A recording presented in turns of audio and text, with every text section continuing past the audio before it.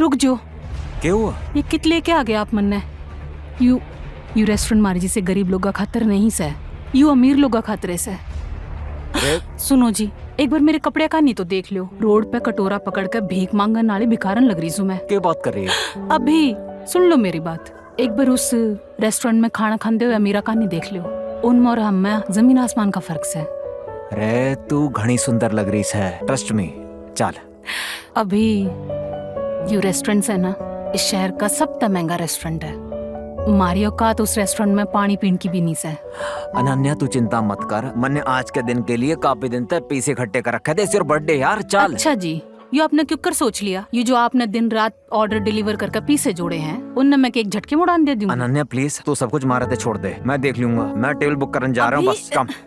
अनन्या अभिनव को रोकण के वास्ते वाह के पीछे पीछे भाजी ते भाजते भाजते एक अमीर आदमी ते टकरा गई और उस अमीर आदमी ते महंगे सूट ते वाइन गिर गई। सॉरी तेरी तो मन माफ कर दीजिए, मैंने देखा कौन है। अरे आंधी है के इस गवार ने अरे आने किसने दिया? तू जाना है के इस सूट की कीमत क्या है? 20 लाख का सूट है यो। मन माफ कर दीजिए सर, मन नहीं बेरा था, मैं चली जाऊंगी यहाँ से। तन्ने के लग गया, मैं तना अड़े ते न्यू ही जान दूंगा। या सूट की कीमत चुका वरना के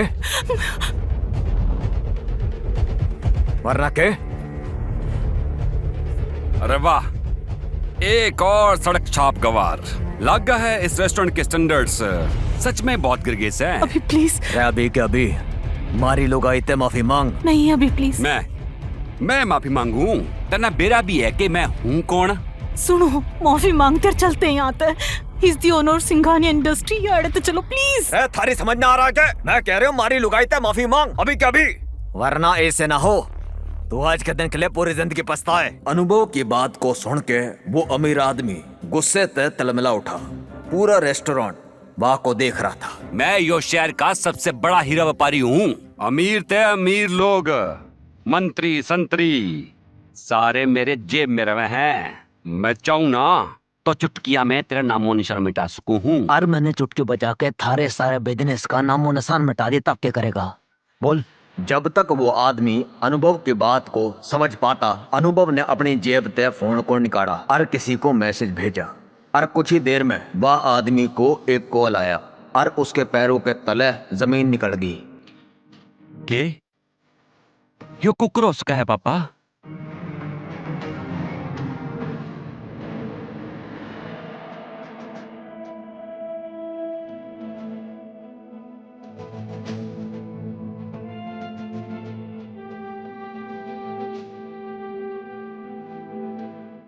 तन्ने यो सब किस तरह करया? आखिर तू है कौन?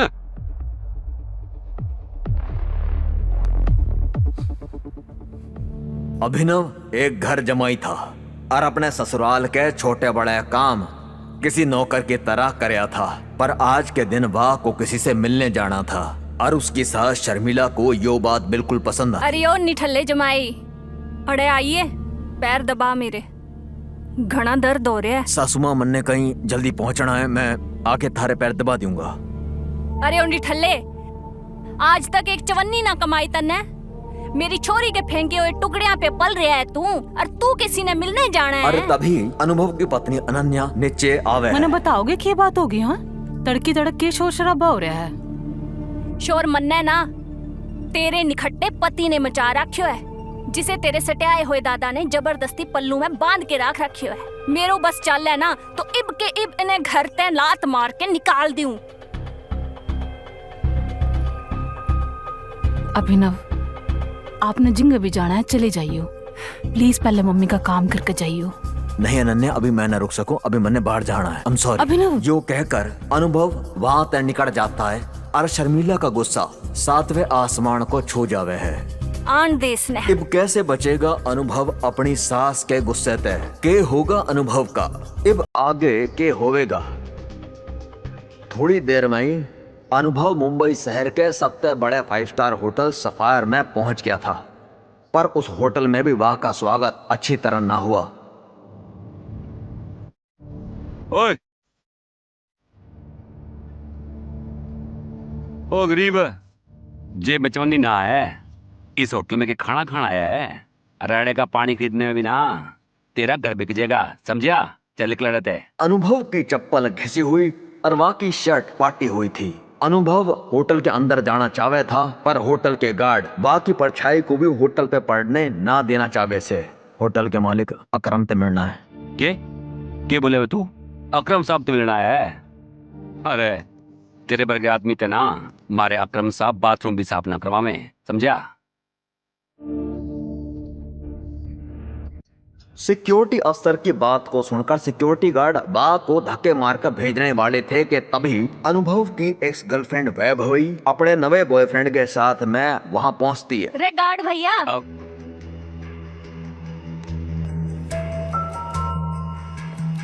इन गरीबा ने न्यू ना भगावे भैया, बेचारे ने कितने दिन आते हैं कुछ ना खाया होवेगा। और वैसे भी होटल में खाना तो बचता ही है, जिसने हम फेंक देवे हैं वो इससे खिला देंगे।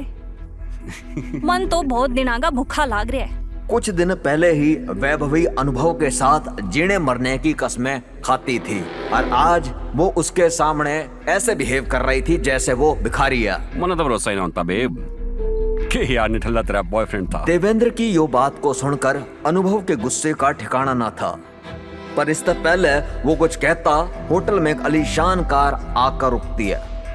अकरम सर आ गए। वह गाड़ी को देखते ही सारे सिक्योरिटी गार्ड गाड़ी के तरफ में भागते हैं और तभी उस होटल के मालिक अकरम उस गाड़ी ते उतरते हैं। गाड़ी ते नीचे उतरते ही अकरम की नजर उस आदमी पर पड़ती है जिसे सारे ने घेर रखा था। उस भीड़ को देखकर अकरम अपने सिक्योरिटी गार्ड से पूछता है, होटल की लॉबी में इतनी भीड़ क्यों है? पता नहीं सर, कोई भिखारी है? कह रहा है कि उसने आपने बुलाया है। अरे मन्ने तने कितनी बार किया है कि मन्ने अपने होटल में इस तरह के लोग ना चाहिए, उठा के फेंक दिया उसने बाहर। भगवान ही जाने। अकरम की बात को सुन के 4 सिक्योरिटी गार्ड अभिनव को धक्के मारते हुए वहां से बाहर ले जाते हैं। बाहर की तरफ धक्के मारते हुए ले जाते हैं। जब अभिनव अकरम के सामने से गुजरता है तभी अकरम की नजर अभिनव के हाथ में पहनी हुई अंगूठी पे पड़ती है और उसके बाद जो हो वैसा है उसे देखकर होटल में खड़े सारे लोगों की दुनिया हिल जा वैसे। छोड़ा उसने, पर सर अभिनव के हाथ में पहनी हुई अंगूठी को देखकर अकरम सारे गार्ड्स को रोके।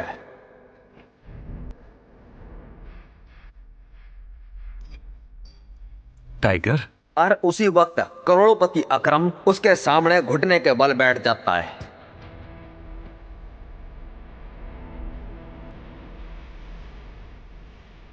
मैं तने पहचाना कौन नहीं, मुझे माफ कर दे टाइगर। आखिर ऐसा क्या हुआ कि सबसे बड़ा बिजनेसमैन अभिनव के सामने घुटने पे आ गया? आखिर उस अंगूठी का के राज से कि अंगूठी का राज सारण के सामने आ पावेगा?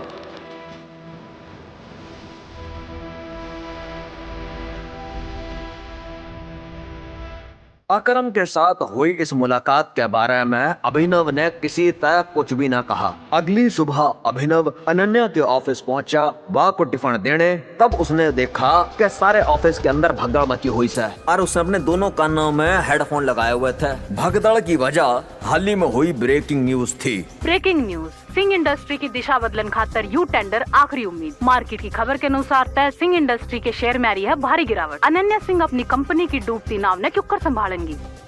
भाइयों, मामला ठीक ना लग रहा है। यो हमारी आखिरी उम्मीद थी सिंह इंडस्ट्रीज ने वापस खड़ा करने की। चिराग अनन्या का दोस्त और बिजनेस पार्टनर था। दादाजी के देहांत के बाद बिजनेस को संभालने के लिए अनन्या ने उसको अपना पार्टनर बनाया था और उसके मन में तो यो चाहती कि वो अनन्या का लाइफ पार्टनर बन जावे। पर अनन्या के दादाजी ने मरने से पहले जबरदस्ती अनन्या का विवाह एक गरीब डिलीवरी बॉय तय करा दिया था।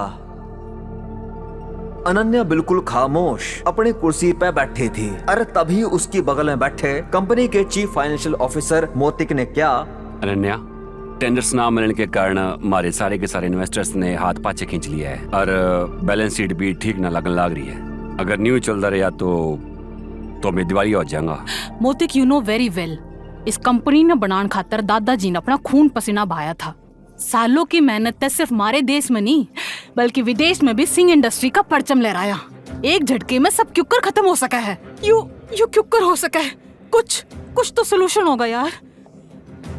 अनन्या, थारे दादाजी के टाइम के कुछ बहुत ही स्ट्रॉन्ग पुराने एसोसिएट्स थे हमारे, जिनके गैल चिराग के कहने के बाद मैं डील कैंसिल कर दी, मर्जर की कोशिश करी। ओ नवी जी, दोबारा ते ना, या न्यूज के बाद तो कोई भी मारे गैल डील ना करेगा, या कोई तरीका ना है। मौतिक, अपना प्लान दिखा। रविकांत देसाई अनन्या के दादाजी के पुराने वफादार थे और उन्होंने अनन्या के दादाजी के साथ मिलकर सिंह इंडस्ट्रीज को टॉप लेवल पर पहुंचाया था, पर अब वो सिर्फ नाम के एडवाइजर थे। Good morning Mrs Lobo, such a bright beautiful Monday. क्या हाल है? आज ही ऑफिस के अंदर इतनी मनुष्यत क्यों छाई हुई है? अरे तू हमेशा की तरह घर के नौकरों की तरह काम करता रहता है। अरे कदे खबर देखी है? कितने बड़े बिजनेसमैन का दामाद है तू।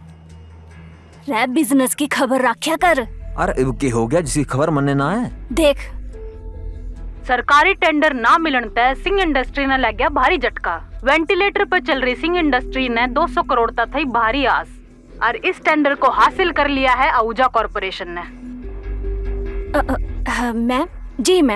मैं अभी थारे कैबिन में फाइल लेकर आऊं। मिसेस लोबो, अनन्या किंगे? अरे तू मैंने तंग ना कर, मन्ने अनन्या के धोरे जानो है। I need to meet her right now. Where she is? एक कर, तू घर जा। तुम किधर जा रही हो? कॉन्फ्रेंस रूम में। Thank you Mrs Lobo. अभी नहीं। अनन्या, मैंने थारे से आज ही क्राइसिस के बारे में बात करनी से। अभिनव को यूं हालत में देख के सारे हैरान हो जावे हैं। सारे को पता था अभिनव इस घर का निकम्मा दामाद से, जो सिर्फ घर का काम करे से। अभिनव गेट आउट बाद माइयो। अनन्या, मैं थारे को और इन सारन को इस मुसीबत से छुटकारा दिला सकूं, बस मैंने 5 मिनट दे दे। अभिनव ने अपनी बात भी पूरी बिना की थी कि चिराग अपनी कुर्सी तय उठ गया। या कॉन्फ्रेंस रूम है? तेरी हिम्मत किस तरह हुई कंपनी के मामला में बोलने की? अनन्या, सबसे पहले था इस आदमी को इस कंपनी तक निकाल। जब तक इस कंपनी में आया बैंड बजा दी या की। अनन्या अपने डिसीजन खुद ले। चिराग अभिनव को कॉन्फ्रेंस रूम तक भगा देता है। सिक्योरिटी, उठा के बाहर फेंक दो इस आदमी ने। लोगों को अभिनव की हालत देख के तरस आवे और वो चिराग तक रिक्वेस्ट करे। सर, इस मामले ने मैं संभाल लूंगी। आ मीटिंग खातर अंदर जा सको हो। अच्छा, प्रोफाइल लेके आई है? हाँ। दे मन्ना। गुस्से में लाल चिराग कॉन्फ्रेंस रूम में वापस जावे। चलो, अब इसने छोड़ दो, या कोई चोर उचक्का ना है, या थारी अनन्या मैडम का पति से और सिंह परिवार का घर जमाई है। भूल जाओ हो के तुम यह सब कुछ। Thank you Mrs Lobo. जितनी इज्जत मारे तम करे हो, उतनी इज्जत तुम्हारी अनन्या और वाकी मम्मी भी ना करे। अरे तू पागल, तू मेरे साथ आ अभी। तू बड़बड़ान लाग रहा कि तू कंपनी ने परेशानी ते बाहर निकाल सके है, पर किस तरह कर सकता हूँ ये बात अभी न बता सकता, पर मन ने मदद करने के लिए थोड़ी इन्फॉर्मेशन चाहिए होगी। बाकी बिना हम हेल्पलेस। किस तरह की सूचना? मन इस कंपनी के इन्वेस्टर्स की डिटेल चाहिए, शेयर होल्डर्स की लिस्ट चाहिए और बैलेंस शीट देखनी है। इन सब के बिना मैं कुछ ना कर पाऊंगा। इब्बी तन देखा ना कि के होया, और इतना सब कुछ होने के बाद कंपनी का कोई भी एम्प्लॉय तेरी मदद ना करेगा तो किस तरह होवेगा? एक आदमी से जो तेरी मदद कर सके है। कौन? रविकांत देसाई सर। बे अनन्या के दादाजी के बहुत ही करीबी दोस्त थे। बात तो ठीक है, पर आजकल चिराग ने सबकी खराब कर रखी है। पर एक बात बताऊं, रविकांत एक नंबर का सिगरेट बाज है। हर घंटे बाद आवेगा सिगरेट पीन खातर, तो अड़े उसकी उड़ीक करना, उसके लागे बात करने की कोशिश करिए। उसने कन्विंस करने की पूरी कोशिश करी। मन भरोसे तो कर लेगा। ओके, अब मन जाना पड़ेगा। Thank you. भगवान तेरा भला करे।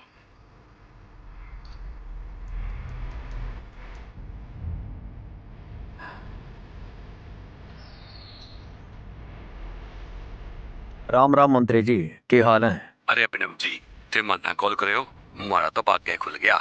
अरे नहीं, ऐसा कुछ भी ना सर, मैंने बस एक छोटा सा काम था थारे से। एक गरीब डिलीवरी बॉय की इतने बड़े मंत्री तय किस तरह से जान पहचान थी। मंत्री जी अभिनव ते इतनी विनम्रता तय क्यों बात कर रहे थे। अभिनव मंत्री जी को फोन पे कुछ समझा रहा था और उसी वक्त रविकांत देसाई वहाँ पहुँच जाते हैं। हाँ तो मंत्री जी बाकी डिटेल्स फौरन पता करो और मैंने तुरंत कॉल बैक करो। अभी मैं रखता हूँ। राम राम।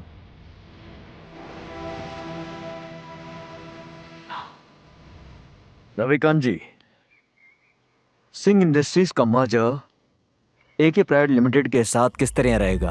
एक के प्राइवेट लिमिटेड? वे तुम्हारे बहुत ही पुराने एसोसिएट्स थे, पर अभिनव तू उनके बारे में किस तरह जाना है? और इस बात के बाद अभिनव ने रविकांत देसाई को कुछ इस तरह बताया कि वाह को सुनने के बाद रविकांत जी के होश उड़ गए। उन्होंने अपनी सिगरेट को वापस रखा और अभिनव को कॉन्फ्रेंस रूम में वापस ले गए। अरे ओ गरीब, तू क्या ना बताइए रहते, मुंह संभाल के बात कर। अनन्या, अभिनव ने एक मौका देना चाहिए। इसके गैल बहुत बढ़िया प्लान्स है। प्लान अरे भाभी इसके दौर है। बरखुदार, जितनी तेरी उम्र ना है ना, उससे ज्यादा मन है इस कंपनी ने चलाने का एक्सपीरियंस है। मन है अभिनव की बात सुननी चाहिए। उसके दौरा पॉइंट है। नी कुकर बोल सको हो तुम, कहना के जाओ हो। इन सारी बातों के बीच अनन्या एक बहुत ही गहरी सोच में थी। उसे अपने दादा की कही हुई एक पुरानी बात याद आ रही थी। अनन्या बेटे, अभिनव तेरे खातिर एक बहुत ही बढ़िया जीवन साथी से, और हमेशा याद रखी जब भी तेरे ऊपर या सिंह इंडस्ट्रीज पर कोई मुसीबत आवेगी तो अभिनव भी तन्ने उससे बाल निकालेगा। सामने चल रही बहस को सुन के अनन्या जोर से चिल्लाती है। चिराग, ये ना बोलो कि ये कंपनी मेरी से और हर डिसीजन का वीटो पावर मेरे दौरे से। Sit down.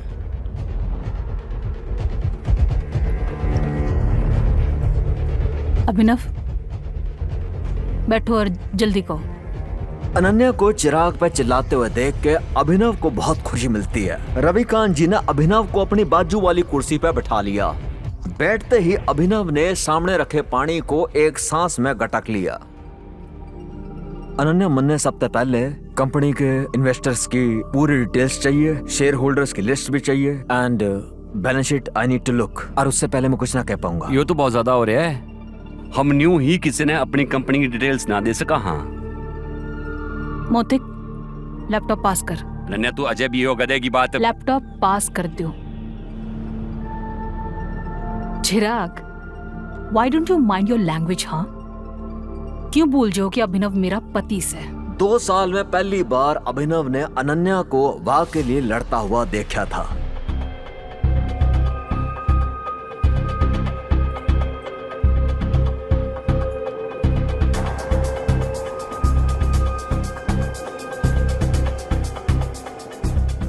अनन्या मने स्टेटमेंट्स में बहुत सी रेगुलरिटीज दिख रही हैं। हमारे इन्वेस्टर्स के छोड़ के जाने का एक पैटर्न भी दिख रहा है और बैलेंस शीट्स की कई सारी ट्रांजैक्शंस हैं जिन पे मने डाउट है। यो के बकवास करने लग रहे हैं। अरे यो सब तो हवाई बातें हैं। यो बता कि कंपनी ने दिवालिया ऑन थे किस तरह बचाएगा तू? पड़ते हुए शेयर्स ने किस तरह कंट्रोल करेगा तू? अभिनव, अनन्या, हमें कंपनीज के शेयर्स बायबैक करने होंगे। बढ़िया स्कीम से तने के लागे अभिनव। यो सब हम लोगों ने डिस्कस ना करे होगा। अभिनव, हमारे पास फंड्स तो सैकड़ों नहीं।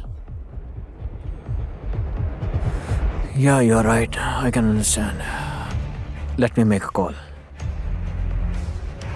और इतनी ही देर में अभिनव ने एक नंबर पे फोन लगाया और उसके बाद जो उसने फोन पे किया वाह को सुनकर अनन्या के साथ सारेन के होश उड़ गए। चिराग और मोती की आंखें खुली की खुली रहेगी। या मिस्टर अकरम, मेरी बात ध्यान से सुनो। एके प्राइवेट लिमिटेड कंपनी के अकाउंट से निकाल के सिंह इंडस्ट्रीज के अकाउंट में 500 करोड़ रुपए ट्रांसफर कर दो। और दूसरी बात, एके प्राइवेट लिमिटेड और सिंह इंडस्ट्रीज के मर्जर को पब्लिकली अनाउंस करो अभी। और हाँ, आहूजा कॉर्पोरेशन के सारे शेयर अभी के अभी खरीद लियो जल्दी। रविकांत अभिनव की यो बात को सुनकर मुस्कुरा रहे थे, पर अनन्या अभिनव की यो बड़ी बड़ी बातें सुनकर हैरान थी। अनन्या को यो बात का यकीन ही नहीं था कि उसका घर जमाई पति इतनी बड़ी कंपनी का मालिक तय बात कर रहा था, उसकी सिंह इंडस्ट्रीज का मर्जर करा रहा था। अभिनव, कौन हो तुम? मुस्कुराते हुए अभिनव ने अनन्या की तरफ देखा, पर कोई जवाब ना दिया। पाई पाई के लिए तरसने वाली सिंह इंडस्ट्रीज को किस तरह 500 करोड़ रुपए दिलवाकर दिवालियत तय बचा लिया था। एक गरीब घर जमाई ने यो सब कैसे किया? एके प्राइवेट लिमिटेड जैसी बड़ी कंपनी तय सिंह इंडस्ट्रीज का मर्जर। सिंह इंडस्ट्रीज को सरकारी टेंडर ना मिलने का कारण कहीं चिराग ते मोतिक तो नहीं है। मंत्री जी तय अभिनव ने के बात पता करने के लिए क्या था? अनन्या का सवाल पूरा होवे इससे पहले ही अभिनव की आंख खुल जावे से और वो खुद ने अपने घर में पावे से। ये सिर्फ एक सपना होया से, पर अभिनव ने भरोसा ना हो रहा से। अभिनव घर पे सो रहा से, क्योंकि अनन्या ने बिल्कुल भी पसंद ना था कि सुबह उठते ही वो अभिनव का मुंह देखे। अभिनव के पापा संजय की मौत एक साजिश थी। उसके बाद ते वो बिल्कुल अकेला हो गया से। अपने पापा की मौत के पीछे जो आदमी था, उसका चेहरा अभिनव ने आज भी याद से। आज उठते ही उसे अकरम से मिलन जाना था। जल्दी जल्दी तैयार होके जब अकरम के पास पहुंचा तो अकरम उसे देख के बोला, आखिरकार हमने तन्ने ढूंढ ही लिया टाइगर। टाइगर, मैं पिछले 18 साल से तन्ने ढूंढ रहा हूं। तू हमारे टाइगर्स है, हमारे हजारों करोड़ के बिजनेस एम्पायर का वारिस, जिसे हमने 3 दोस्तों ने मिलकर शुरू करा था। मैं, तेरा पापा संजय और राणा अग्निहोत्री। इतना कह के अकरम ने दीवार पे टंगी एक फोटो की तरफ इशारा करा। उस फोटो में संजय, अकरम और राणा तीनों थे। राणा का चेहरा देख के अभिनव हिल गया।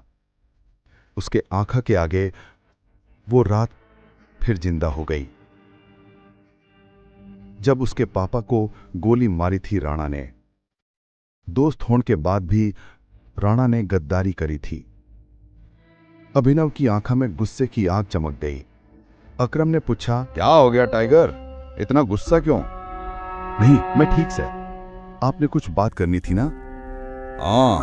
मैं तन्ने हमारी कंपनी द माफिया किंग के बारे में बताना था। हम तीनों ने मिलके इस कंपनी ने बनाया था, जिसके नाम तय पॉलिटिशियन, सेलिब्रिटी और इस देश का बड़ा ते बड़ा आदमी कांपता था।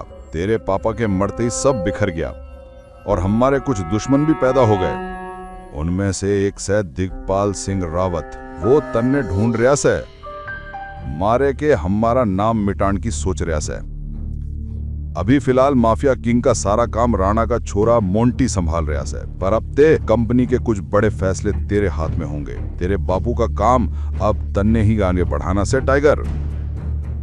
अभिनव हैरान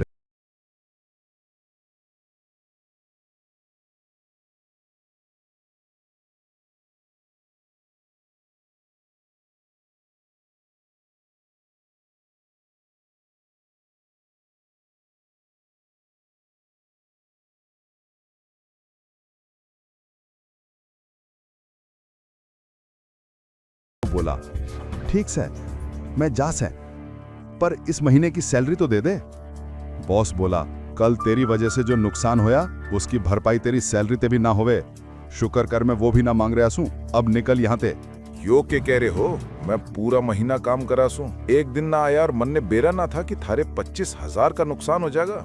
मैं तब तक ना जाऊंगा जब तक अपनी सैलरी ना ले लूं। बॉस बोला, रुक, अभी देता हूं से तेरी सैलरी, और घंटी बजाई। 4 बाउंसर अंदर घुस आए। बॉस चिल्लाया, उठा के पटक दे इसने बाहर। पर बाउंसर कुछ कर पाते इससे पहले ही अभिनव ने सबने पटखनी दे दी। देखते ही देखते सब जमीन पे पड़े थे। बॉस डर गया।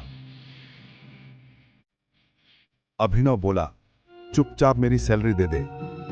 बॉस ने कांपते हाथों से ड्रॉवर से चेक निकाला, अमाउंट भर के अभिनव के हवाले कर दिया।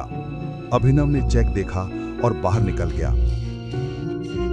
बाहर निकलते ही उसे एक अनजान नंबर से कॉल आया। उसने बोला, हेलो, उधर ते आवाज आई। हेलो टाइगर, अकरम बोल रहा सूं।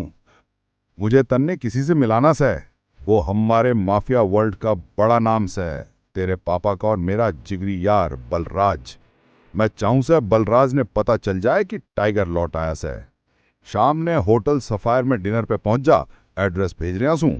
बलराज का नाम सुनते ही अभिनव चौंक गया। उसने ये नाम पहले भी सुना था। इस शहर का बच्चा बच्चा बलराज का नाम जानता से और हर आदमी उसके नाम ते कामता से। अभिनव के मन में डर भी था उससे मिलन का, पर जिस बलराज से वो डर रहा से, असल में वही उसका नया बॉस बनने वाला था। तन्ने सच में लाग गया से कि मन्ने बलराज जी से मिलना चाहिए। अभिनव ने अकरम ते पूछा। वो बलराज के नाम ते आज भी कांप रहा से। अकरम भी उसकी घबराहट समझ गया। बलराज जी ना, बलराज।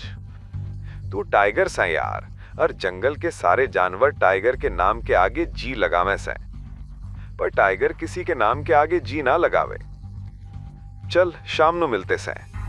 इतना कह के अकरम ने फोन रख दिया और अगले पल अभिनव को एड्रेस भेज दिया। शाम के टाइम अभिनव होटल सफायर जान की तैयारी करने लग गया। उसने ग्रे कलर की शर्ट और ब्लैक कलर की पैंट पहनी। उसके पास इससे बढ़िया कुछ था भी ना। घर तक कैब ली और सीधा होटल सफायर पहुंच गया। होटल देख के उसकी आंख खुली रह गई। इतना बड़ा होटल उसने आज तक इतने पास से न देखा था।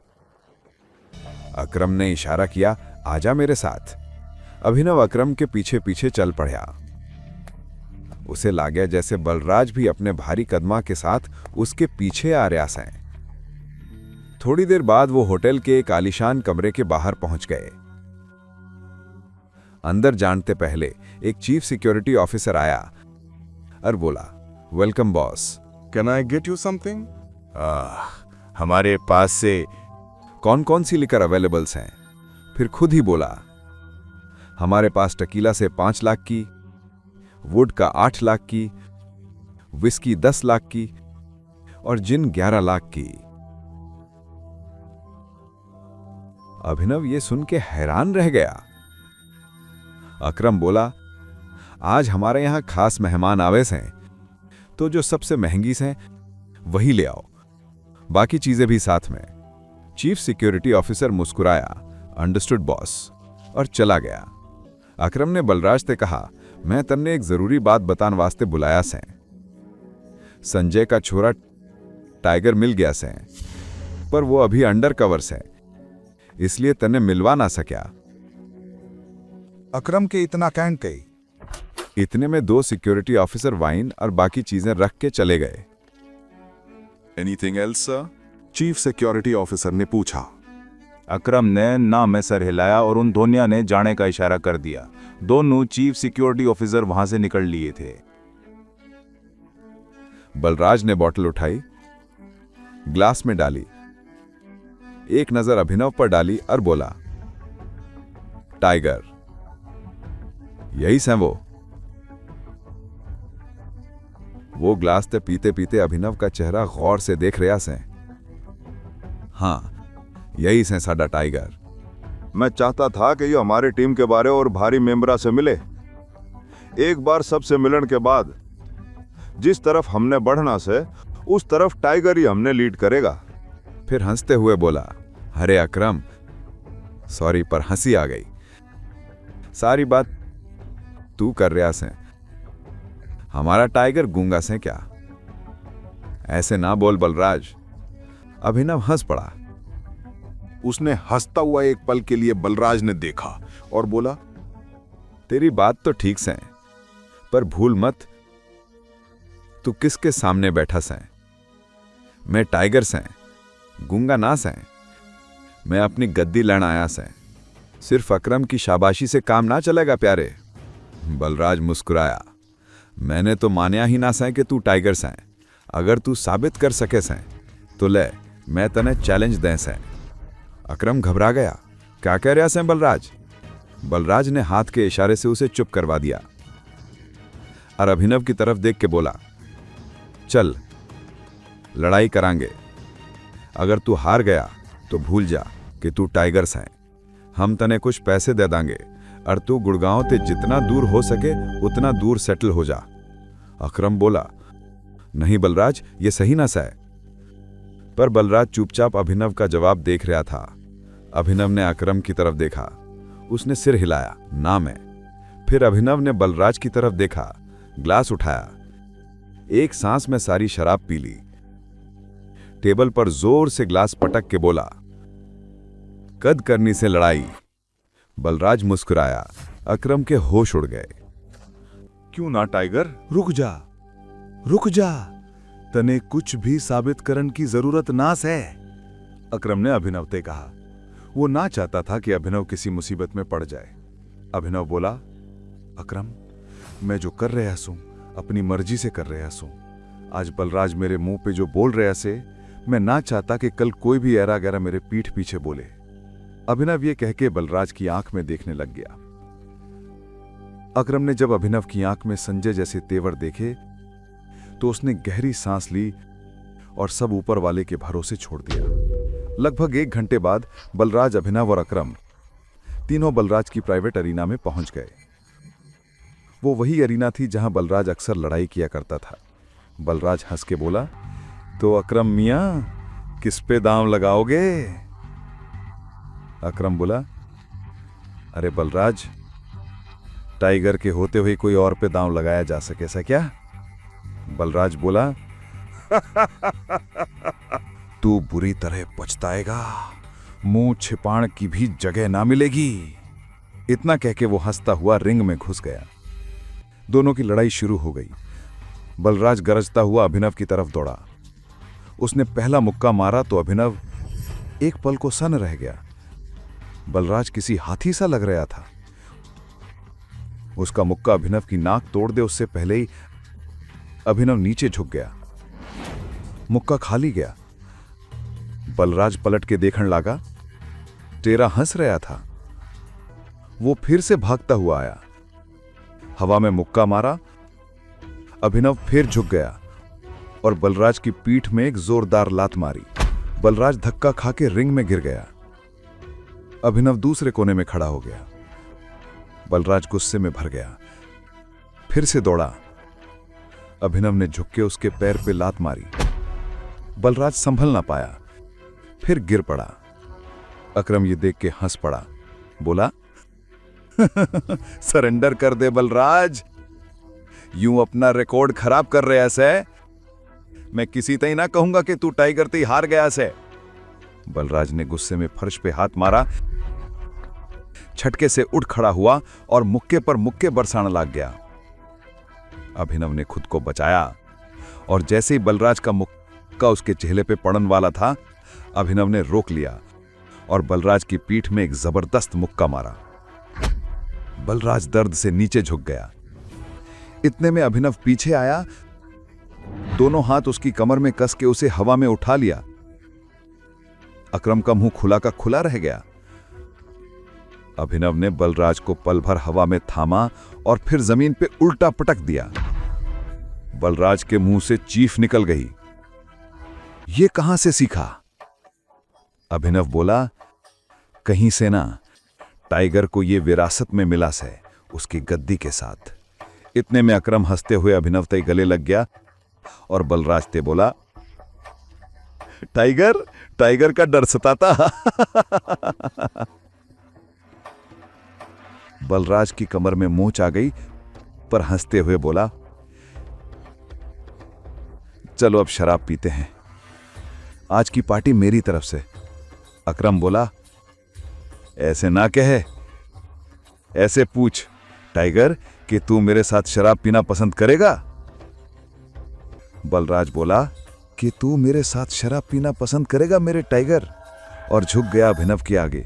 अभिनव हंसता हुआ उसके कंधे तई पकड़ के उठाया, बोला, क्यों ना। तभी अभिनव का फोन बज उठा। देखा अनन्या का फोन था। हाँ अनन्या, मेरे मम्मी पापा वापस आ गए से, जो कुछ भी हुआ सब पता चल गया से। वो ते मिलना चाहते से, तू अभी मेरे दादाजी वाले घर आ जा। अभिनव ने फोन जेब में डाला। अकरम पास आया। क्या हुआ, सब ठीक से? अभिनव बोला, सॉरी बलराज, पर मैं तेरे साथ ना चल पाऊंगा। मुझे अपने ससुराल जाना पड़ेगा, मेरे सास ससुर आए हुए हैं। बलराज बोला, ससुराल? शादी कब कर ली तूने? अभिनव हंस के बोला, लंबी कहानी से, फिर कभी बताऊंगा। बलराज बोला, अच्छा अकरम, मोंटी को बुला के बता दें? अकरम बोला, नहीं अभी ना, जब तक चीजें साफ ना हो जाती किसी ने भी भनक ना लगनी चाहिए कि टाइगर लौट आया से। मोंटी जो कर रहा से उसे करन दे। अभिनव बोला, चलो मैं निकलता सूं। अकरम, याद है ना मुझे कल नई नौकरी शुरू करनी से? अकरम बोला, हाँ हाँ, कल ऑफिस आ जियो, मैं अपने सेक्रेटरी ने बोल दूंगा, तेरा काम हो जाएगा। अभिनव ने दोनों से हाथ मिलाया और बाहर निकल गया।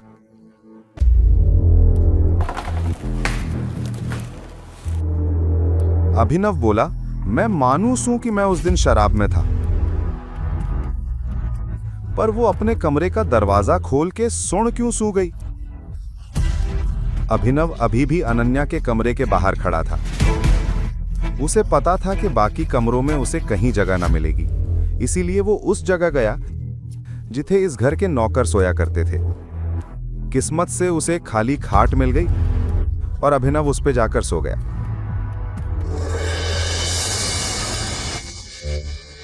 उसे ना पता चला कब सोया और कब उठ गया। वो जल्दी जल्दी तैयार होया और पहुंच गया AK प्राइवेट लिमिटेड में। सिक्योरिटी ने उसे रोकते हुए कहा, ए ठहर, कहां जा रहा है, बाहर जा। उसने सनी की तरफ देखा, सनी ने भी उसकी तरफ देखा। हल्की सी मुस्कुराहट के साथ बोला, हाँ, देखो कौन आया से। यहाँ आने की हिम्मत कैसे हुई तेरे में? सिक्योरिटी, जी सर। इस कमीने को अंदर न जाने दिया जाए, ये सिर्फ अकराम सर को परेशान करने आया से। अभिनव, मैं तन्ने एक सलाह दूं, अपनी गरीबी को थोड़ा सा मान ले और जिंदगी उसी हिसाब से जी। तेरा बाप अकराम सर की गाड़ी चलाता था, उसका मतलब ये ना होया कि वो दोस्त बन गए। ना तेरे बाप को आगे पीछे घूमने का कोई फायदा मिला, ना तन्ने मिलने वाला। सनी की बात सुनते सुनते अभिनव के तन बदन में आग लग रही थी। वो सनी की बदतमीजी से परेशान हो चुका था। चाहे तो सीधे मुंह पे जवाब दे देता, पर उसने इसके बजाय अपना फोन निकालना बेहतर समझा। वो अकराम को फोन करने ही वाला था, पर इससे पहले जेनी आगे आई और बोली, ये क्या कर रहे हो तुम? ये मेरे साथ से। कुछ कहना से तो तुम जा सकते हो, चलो मेरे साथ। सनी का दिमाग घूम गया। उस दिन पार्टी में भी और आज भी अभिनव ने उसे गलत साबित कर दिया था। अभिनव ने पूछा, क्या अकराम ने तुम्हें बताया क्यों मैं यहां आया हूं? जैसे ही जेनी ने यह सुना, उसके कान खड़े हो गए। एक आदमी जो यहाँ नौकरी लेने आया से, वो अकराम को सीधे अकराम बोल रहा से। जेनी ने इस सवाल का जवाब ना दिया। तुमने मेरे सवाल का जवाब ना दिया। जिस तरह से जेनी सॉरी बोल रही थी, उससे अभिवन समझ गया कि उसे वो पसंद ना करती। जेनी ने जल्दी से अपनी मेज पर रखा एक कागज उठाया। उस पर उन नौकरियों के नाम लिखे थे जो अभिनव कर सकता था। अकराम ने उसे मनपसंद नौकरी चुनने का हक दे दिया था। अभिनव ने पूछा, इन पे स्टार क्यों बने से? इन पदों पे पहले से कोई काम कर रहा से, इसीलिए ये खाली ना है। जेनी ने आगे कहा, आप चाय लेंगे या कॉफी? मैनेजर। मुझे मैनेजर का पद चाहिए। पर मैनेजर वाले पद पे तो स्टार बना से। मैं जानता हूं से, जेनी बोली। तो जिस जगह कोई पहले से बैठा है वहां कैसे बैठ सकते हो आप? क्या आप चाहते हो कि वो कर्मचारी कंपनी छोड़ दे? मैंने ऐसा कुछ ना कहा। तुम बताओ, ये लिस्ट किसने दी? तुमने? हाँ, पर जेनी देखो, इसमें मेरी कोई गलती ना से। अभिनव ने पक्का जवाब दिया। तुमने लिस्ट दी और मैंने अपनी पसंद का पद चुन लिया। अब आगे क्या करना से ये तुम तय करो। वो वही मांग रहा था जिसके बारे में सोच रहा था। वैसे पूरी कंपनी उसी की थी, वो उसे जल्द से जल्द संभालना चाहता था। ठीक है मिस्टर अभिनव, मुझे आपकी कुछ जानकारी चाहिए होगी। आपका ऑफिस कल से शुरू होगा। Perfect, thank you. पर मोंटी के आने से पहले वो कुछ ऐसा ना कर सकता था, इसीलिए उन्होंने मैनेजर की पोस्ट मांगी ताकि अनन्या और उसके माता पिता के सामने अपनी काबिलियत साबित कर सके। सनी अभी भी ना समझ पाया था कि अभिनव यहां क्या लेने आया था। अभिनव को लगा कि उसे कल से काम पे जाने के लिए नए कपड़े चाहिए होंगे। कपड़ों के साथ साथ फोन भी बदलना पड़ेगा। अकराम का चेक उसकी जेब में था। अब जब अनन्या के माता पिता आ गए थे, अभिनव को पता था कि उसे उनके साथ और हरदेव पाल के सामने यह साबित करना पड़ेगा कि वो उनके घर में रहकर नौकरों के कमरे में सो सकता है। पर वो इतनी आसानी से हार मानने वाला ना था। वो साबित करके रहेगा कि वो दुनिया का सबसे अच्छा दामाद है। अभिनव पैसे निकालने बैंक गया। अभिनव बोला, इस चेक से पैसे निकालने हैं मुझे। वहां उसकी मुलाकात प्रणव से हो गई। प्रणव उन्हीं लोगों में से था जो अभिनव की गरीबी का मजाक उड़ाता था। प्रणव खुद बैंक में काम करता था। वो करोड़पति ना था, पर पैसे बहुत थे। वो अभिनव को जानता था क्योंकि अभिनव अक्सर इसी बैंक में डिलीवरी का काम करने आया करता था।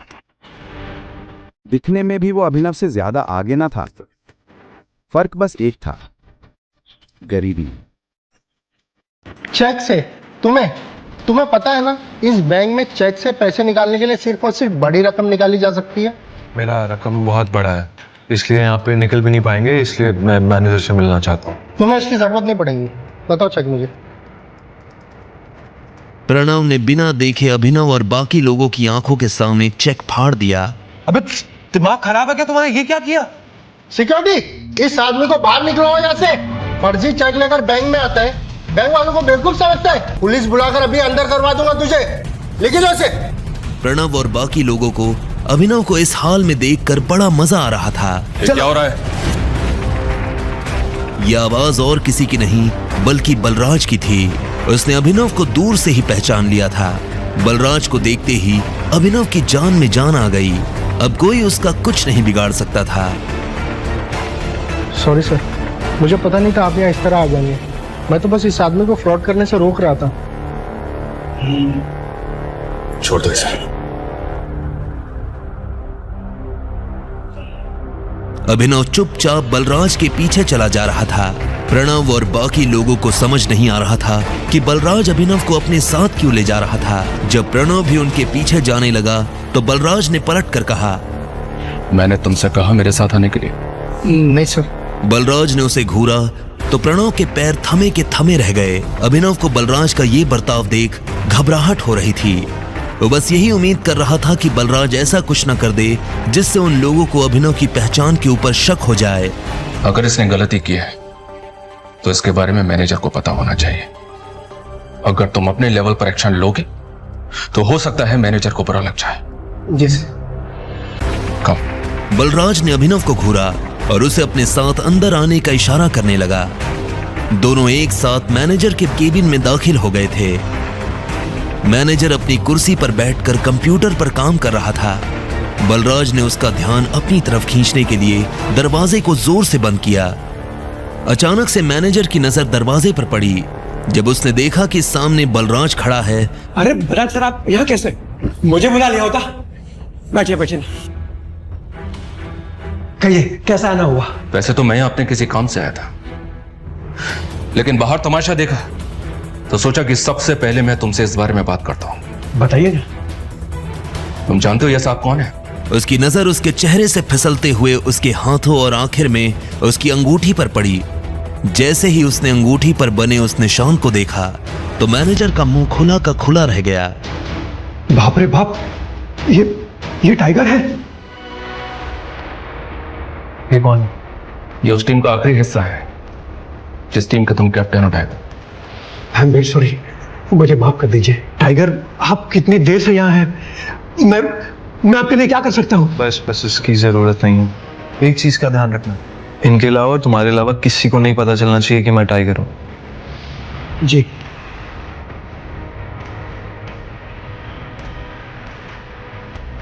टाइगर, आपको देख के बहुत अच्छा लगा। अब आप यहाँ पे हैं तो जरूर आप हमें मुसीबत से बाहर निकालेंगे ही। वो तो ये कर ही लेंगे, पर सबसे पहले तुम्हें अपने काम करने वालों को सबक सिखाना होगा, क्योंकि अगर मैंने अपने तरीके से सबक सिखाया तो तुम अच्छी तरह से जानते हो क्या होगा। क्या हुआ? क्या किया उन्होंने? और अभिनव के साथ जो हुआ उसने मैनेजर को सब बता दिया। ये सुनते ही मैनेजर का खून खौल उठा। तब इधर एक हट्टा कट्टा सा आदमी काला चश्मा लगाकर खड़ा था। उसकी आंखों पर चश्मा, गले में सोने की मोटी चेन। अभी अभी खबर मिली है कि टाइगर लौट आया है। आप कहें तो अभी नहीं, अभी अभी तो आया है, थोड़ा उछलने कूदने दो, पर हाँ इस बार पिंजरे में डालने की गलती मत करना।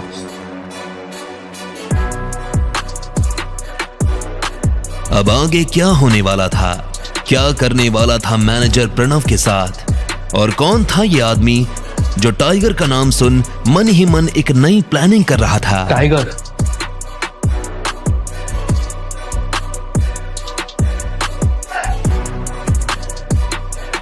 जब मैनेजर ने जान लिया कि प्रणव ने अभिनव के साथ क्या कर दिया तो उसका खून खौल उठा। बैंक में भले दिमाग कंप्यूटर चलाता हो, पर आज दिल ने गोलियां चलाई थी। कैसे हिम्मत हो गई इसकी? मैं अभी इसके साथ निपटता हूं। उसने गोली की स्पीड में प्रणव को अपने केबिन में बुलाया। प्रणव, ओ प्रणव। तभी प्रणव आ गया।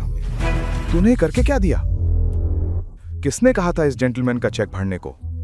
सर, ये आदमी डिलीवरी बॉय है, ये नकली चेक लेके आया था बैंक में। क्या समझा इसने? हमारे यहाँ लॉटरी चल रही है और मैंने चेक का डेटा कंप्यूटर में चेक कर लिया था, कोई भी जानकारी मैच ना हुई। तू सच बोल रहा है? जी सर। पता भी है किसका चेक लाया था ये डिलीवरी बॉय? अकरम सर का। क्या सर? हाँ, और तूने इसके साथ जो किया सो किया। पर पता भी है अकरम सर तेरे साथ क्या करेंगे जब ये बात उनको पता चलेगी? चेक कहाँ है? तो सर ये रहा चेक। कैसे हिम्मत हुई तेरी? अब एक काम कर, जितने भी टुकड़े फाड़े हैं टेप लगा के एक एक टुकड़ा जोड़। जी सर। और इस असाइनमेंट के बाद तो फायर होगा, समझ लिया? निकाल दिया जाएगा। सर पर मैंने किया ही क्या है? सुन लिया तूने कि मैं निकाल रहा हूं, पर उससे पहले मैंने क्या कहा था वो नहीं सुना? अगर उसे पता होता कि वापस जोड़ना पड़ेगा तो इतना जोर से ना फाड़ता। प्रणव मैनेजर की तरफ देखने लगा। ये चेक अकरम सर का है, ठीक ठाक जोड़, और जरा भी गलती की तो ऐसे लात मार के निकालूंगा कि दुनिया में किसी बैंक में नौकरी ना मिलेगी। निकल जाओ। उसने घबराकर अभिनव की तरफ देखा। चेक अकरम का होना और मैनेजर की भाषा दोनों ने प्रणव को हिला दिया। वो फिर चेक जोड़ने में लग गया। अभिनव के मन में दर्द था कि वो तो अपने साथ हुए अन्याय की शिकायत लेकर आया था, पर पता नहीं कितने अभिनवों के साथ प्रणव ने ऐसी बदतमीजी की होगी। उधर प्रणव समझ नहीं पा रहा था कि बलराज और मैनेजर एक फटेहाल डिलीवरी बॉय की मदद क्यों कर रहे थे। आखिर बड़ी मुश्किल से उसने चेक को जोड़ दिया। मैं बहुत माफी चाहता हूँ। वैसे टाइगर कहाँ थे इतने सालों से? पहले ये बताओ कि आप मेरे पिता से कैसे जुड़े हुआ हो? मैं उनकी टीम का हिस्सा हूँ। सुनो, टाइगर वापस आ गया है, पर जब तक मोंटी नहीं आता किसी को खबर नहीं लगनी चाहिए, वरना खेल खत्म हो जाएगा। हाँ, सर सही बोल रहे हैं। हमारे शेरों के बीच एक भेड़िया घुसाया है और वो हमारे सारे राज दुश्मनों को देने वाला है। इसीलिए सावधान रहना पड़ेगा टाइगर। भेड़िया मतलब जासूस? हाँ, मोंटी तुझे इस बारे में पूरा बताएगा। तब तक तू गुफा से बाहर मत निकलना, और जब निकले तो अंधेरे में रहना। इसी बीच हम तेरे पिता हमारे संजय के कातिल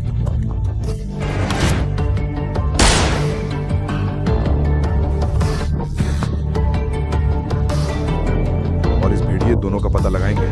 अभिनव के दिमाग में सिर्फ एक नाम आया जो इन दो बातों से जुड़ा था, मोंटी। जिस तरह राणा ने संजय को धोखा दिया, अभिनव को यकीन था कि मोंटी भी वही करेगा। उसे इन लोगों पर दया आई कि वो राणा को अपना मानते थे। इस ग्रुप में और कौन है जिनसे मुझे मिलना बाकी है? मुझसे और अकरम से तू मिल चुका है। देख, बाकी ये रहे, टिक्का, पाकर, अलेना। 3 बचे। अलेना मतलब हमारे ग्रुप में एक लड़की भी है? हाँ, उससे पहले उसकी माँ थी इस जगह पर। 1 साल पहले गुजर गई तो अलेना उसकी जगह। वो सिर्फ लड़की नहीं, वो आग है, चलती फिरती चिंगारी, तूफान। मैंने अपने जीवन में अलीना जैसी लड़की नहीं देखी। रूप, दिमाग और तेवर तीनों हैं उसके पास। मुझे समझ नहीं आया, वो जिद्दी है। उसकी जिद मेरी जिद को छोटा कर देती है। टेक्निकली तो वो अकेली लड़की है, उससे खुद को ऊपर साबित करना किसी भी मर्द के बस में नहीं। ये सुनकर अभिनव समझ गया कि बलराज किसकी तरफ इशारा कर रहा था।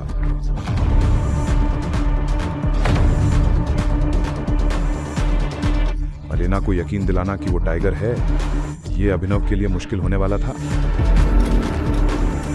मगर ये चुनौती उसे खूब भा रही थी।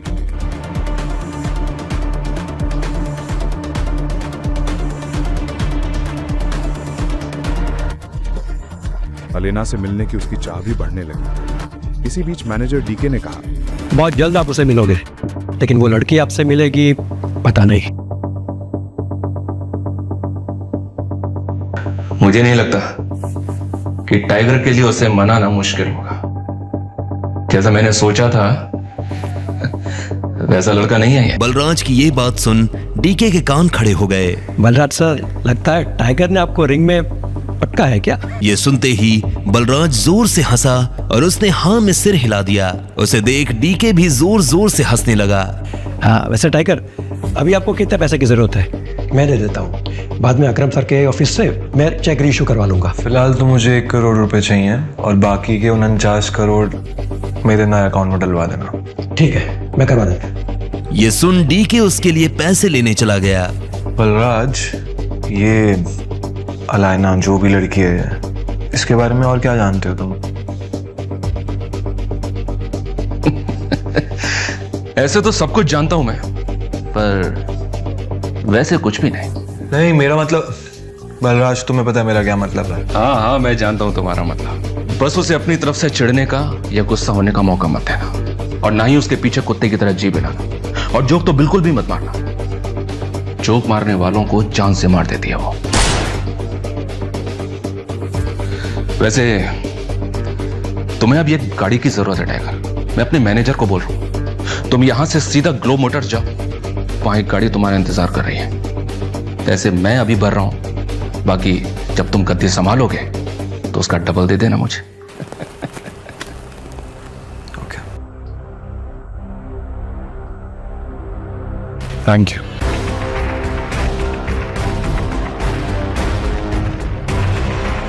उसने बैंक से पैसे लिए। जल्दबाजी में वो बलराज से ये पूछना भूल गया था कि बलराज ने उसके लिए कौन सी गाड़ी बुक की थी।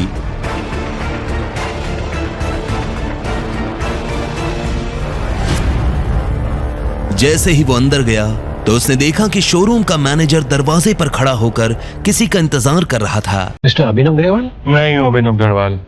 ऐसा, आइए प्लीज, चलिए। कुछ देर बाद अभिनव एक गैराज में आ गया था। मैनेजर उसे उसकी गाड़ी के पास लेकर आया।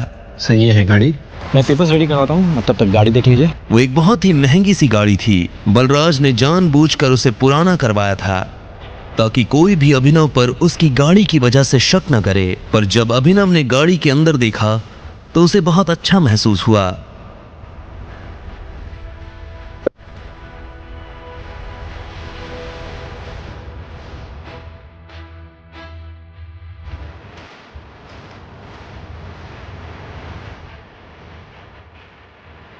हेलो, ये सब क्या हो रहा है अभिनव? तुम गाड़ी ले रहे हो? तुम कौन हो और तुम क्या चाहती हो? अरे मैं चाहत, तुम्हारी वाइफ की फ्रेंड। अभिनव ने चाहत को अकरम की पार्टी में देखा था।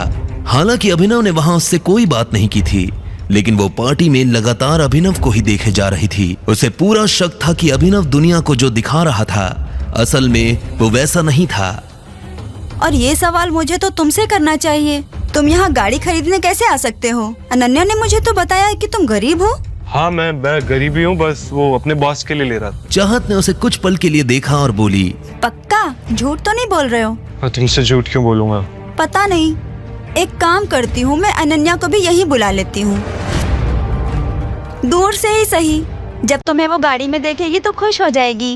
नहीं नहीं, उसे यहाँ बुलाने की क्या जरूरत है? उसे क्यों परेशान करना?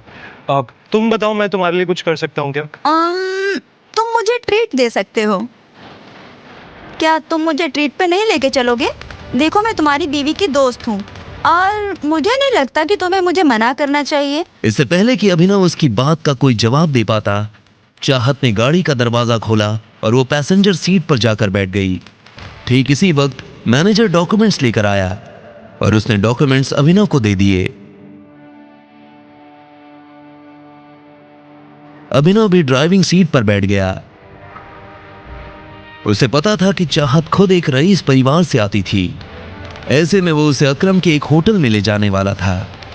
चाहत पूरे रास्ते रह रहकर अभिनव को देख रही थी। अभिनव को समझ नहीं आ रहा था कि वो उससे चाहती क्या है। अभिनव की गाड़ी अकरम के होटल के नीचे पार्क हुई। बिजनेस में अकरम किसी की नहीं सुनता, समझे? ठीक है, मैं बाद में कॉल करता हूं। टाइगर, अभिनव का फोन बज उठा। उसने देखा अकरम का फोन था। अकरम। हेलो टाइगर, क्या हुआ? मैंने तुम्हारी गाड़ी अपने ऑफिस के नीचे आते हुए देखी। सब ठीक तो है? All okay? हाँ, वो एक्चुअली मैं होटल में किसी के साथ लंच के लिए आया था। हाँ, वो मैंने देखा। तुम एक काम करो, सबसे पहले तुम ऊपर मेरे ऑफिस में आओ। मैं तुम्हें अपना वीआईपी कार्ड देता हूँ। तुम दोनों को वीआईपी ट्रीटमेंट मिलेगा। क्या हुआ, चले? तुम यहीं रुको, मुझे एक इम्पोर्टेंट काम है, मैं वो निपटा कर आता हूँ। चाहत उसे जाते हुए देख रही थी। वो अच्छी तरह से जानती थी कि यह अकरम का ऑफिस है, लेकिन अभिनव वहां क्या करने जा रहा था और अकरम ने उसे किस कारण ऊपर बुलाया था। चाहत को अभिनव पर शक हो रहा था। अब आगे क्या होने वाला था? क्या चाहत को अभिनव की असली पहचान के बारे में पता चल जाएगा और क्या थे चाहत के इरादे? उधर जब चाहत अभिनव पर शक कर रही थी, तब तक अभिनव अकरम के केबिन में पहुंच चुका था। जैसे ही अभिनव अंदर आया, अकरम ने अपना कार्ड अभिनव की तरफ बढ़ाकर कहा, आजा टाइगर, वेलकम। सब ठीक? हाँ, सब ठीक। ये ले वीआईपी कार्ड, मजा कर। धन्यवाद। वो नीचे आया और देखा कि चाहत होटल के बाहर छांव में खड़ी थी। चलें? दोनों होटल के अंदर गए और एक टेबल पर बैठ गए।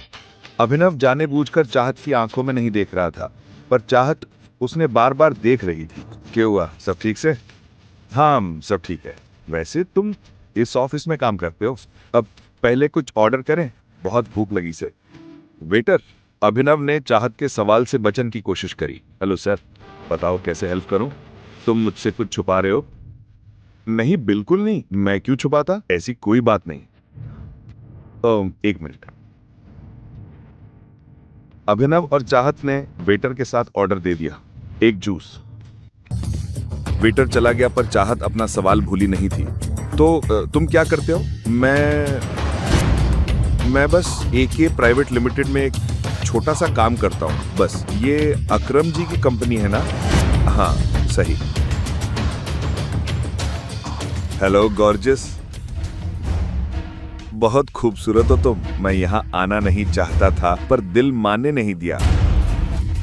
एक अच्छी सी ट्रीट दे दूं? उसकी आंखों में शरारत साफ दिखती थी। चाहत भी उसकी नीयत समझ गई और अभिनव दिखता नहीं क्या, वो मेरे साथ डेट पर आई है। ओह सची? मैं तो समझा तू इसका छोटा भाई है, पर जब तू कह दिया कि डेट पर हो तो मैं बड़ी प्यार से बोल रहा हूँ, साइड हो जा। अभिनव कुछ पल चुप रहा। वो देखना चाहता था यह आदमी कितना नीचे गिर सकता है। इतने में वो लड़का चाहत की तरफ मुड़कर बोला, तुम इतनी खूबसूरत हो कि लगता है किसी अमीर खानदान की हो, पर बुरा मत मानना, तुम्हें ऐसे लोगों से डेट नहीं करनी चाहिए। स्टैंडर्ड भी कोई चीज होती है। सही बात। तन्ने किसने बोला हमन ने ज्ञान दे? हाँ, निकलो यहां से। तुम मेरे साथ चलो, ट्रस्ट करो, कोई दिक्कत ना आने दूंगा। मैं कहूं तो तुम ऐसे डाउन मार्केट छोरे के लायक ही ना, जिसका बाप तो बस इसे पैदा करके छोड़ गया। अभिनव इस बार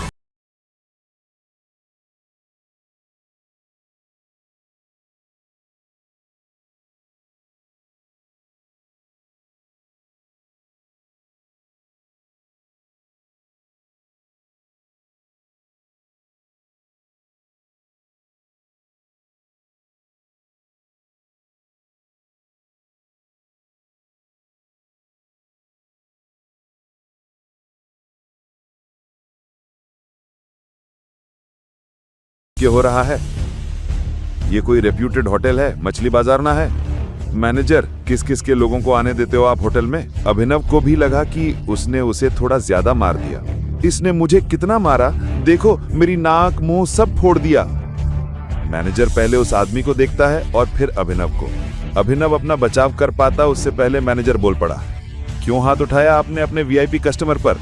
वो हमें परेशान कर रहा था, मैं तो उससे बात भी नहीं कर रहा था, बार बार समझाने पर भी वो पीछे नहीं हटा। मेरे बाप के बारे में उल्टी सीधी बातें कर रहा था। ये सच है? ये झूठ बोल रहा है। इतनी सी बात पर आपने ये हरकत कर दी? सर जो भी हो, पहले आप उससे माफी मांगो। माफी? मैं माफी मांगू? ये माफी मांगेगा मुझसे और मेरी फ्रेंड से। माफी मांग, माफी मांग ले चुपचाप। तू जाने से पहले मैं ना छोड़ूंगा। हालात बिगड़ने लगी थी और मैटर बढ़े इससे पहले चाहत बीच में आ गई और बोली, एक्चुअली गलती अभिनव की नहीं, ये आदमी मुझे छेड़ने की कोशिश कर रहा था। मैं और अभिनव तो यहाँ पर सिर्फ लंच करने आए थे। जो भी हो मैडम, पर इन्हें माफी मांगनी ही पड़ेगी। अभिनव समझ गया था कि मैनेजर इससे ऐसे क्यों बात कर रहा था। असल में वो अभिनव को उसके कपड़ों से जज कर रहा था। जब अभिनव को लगा कि उसके पास और कोई रास्ता नहीं है, तो उसने अपने जेब से अकरम का कार्ड निकाला और मैनेजर की तरफ बढ़ाते हुए बोला, आपको पता है कार्ड मुझे किसने दिया है? इस कार्ड पे लिखा नाम पढ़िए, आपको समझ में आ जाएगा कि फैसला क्या करना है। मैनेजर ने अभिनव से कार्ड लिया और उसे ध्यान से देखने लगा। जैसे ही उसने कार्ड पर लिखा नाम पढ़ा तो उसकी आंखें फटी की फटी रह गई। अगर अभिनव के पास अकरम का कार्ड था तो वो समझ गया था कि अभिनव अकरम का खास है। फिर बात करने से पहले ना माँ के पास जाके सीख लड़कियों की इज्जत कैसे करते हैं। चल। अभिनव ने चाहत को अपने साथ लिया और वहां से निकल गया। दोनों गाड़ी में आकर बैठ गए थे, लेकिन कोई किसी से बात नहीं कर रहा था। जो कुछ भी हुआ उसके बाद अभिनव ये जानना चाहता था कि आखिर चाहत के दिमाग में क्या चल रहा था, लेकिन वो आगे से पूछकर उसे शक करने का मौका नहीं देना चाहता था। क्या तुम ठीक हो? सॉरी तुम्हारा मूड और लंच दोनों खराब करने के लिए। तुम अगर चाहो तो हम कहीं और चल सकते हैं खाना खाने के लिए। ठीक है, मैं पूरे दिन फ्री ही हूँ। अभिनव ने उसकी बात सुनी और गाड़ी दूसरे होटल की तरफ मोड़ दी। कुछ देर बाद उसने गाड़ी एक होटल के बाहर लगा दी। अभिनव ने ऊपर लगा बोर्ड देखा और उसके बाद चाहत के साथ अंदर दाखिल हो गया। अभिनव जानता था कि ये होटल दिग्पाल का था। दिग्पाल होटल के साथ साथ बहुत बड़ा माफिया ग्रुप भी चलाता था। जैसा माफिया वर्ल्ड में टाइगर का नाम बड़ा था, वैसे ही दिग्पाल का नाम भी काफी बड़ा था। जितनी दौलत और धंधा टाइगर के पास थे, उतनी ही दिग्पाल के पास भी थे। कई मामलों में वो एक दूसरे के दुश्मन थे। अभिनव को ऐसा आभास हो रहा था कि शायद यहाँ उसके दिग्पाल से मुलाकात हो सकती है। तो तुमने डिसाइड कर लिया है कि अपने बारे में कुछ नहीं बताओगे मुझे? किस बारे में? असल में वो समझ गया था कि चाहत के मन में ये शक की सुई क्यों घूम रही थी। क्या यार, अब बता भी दो।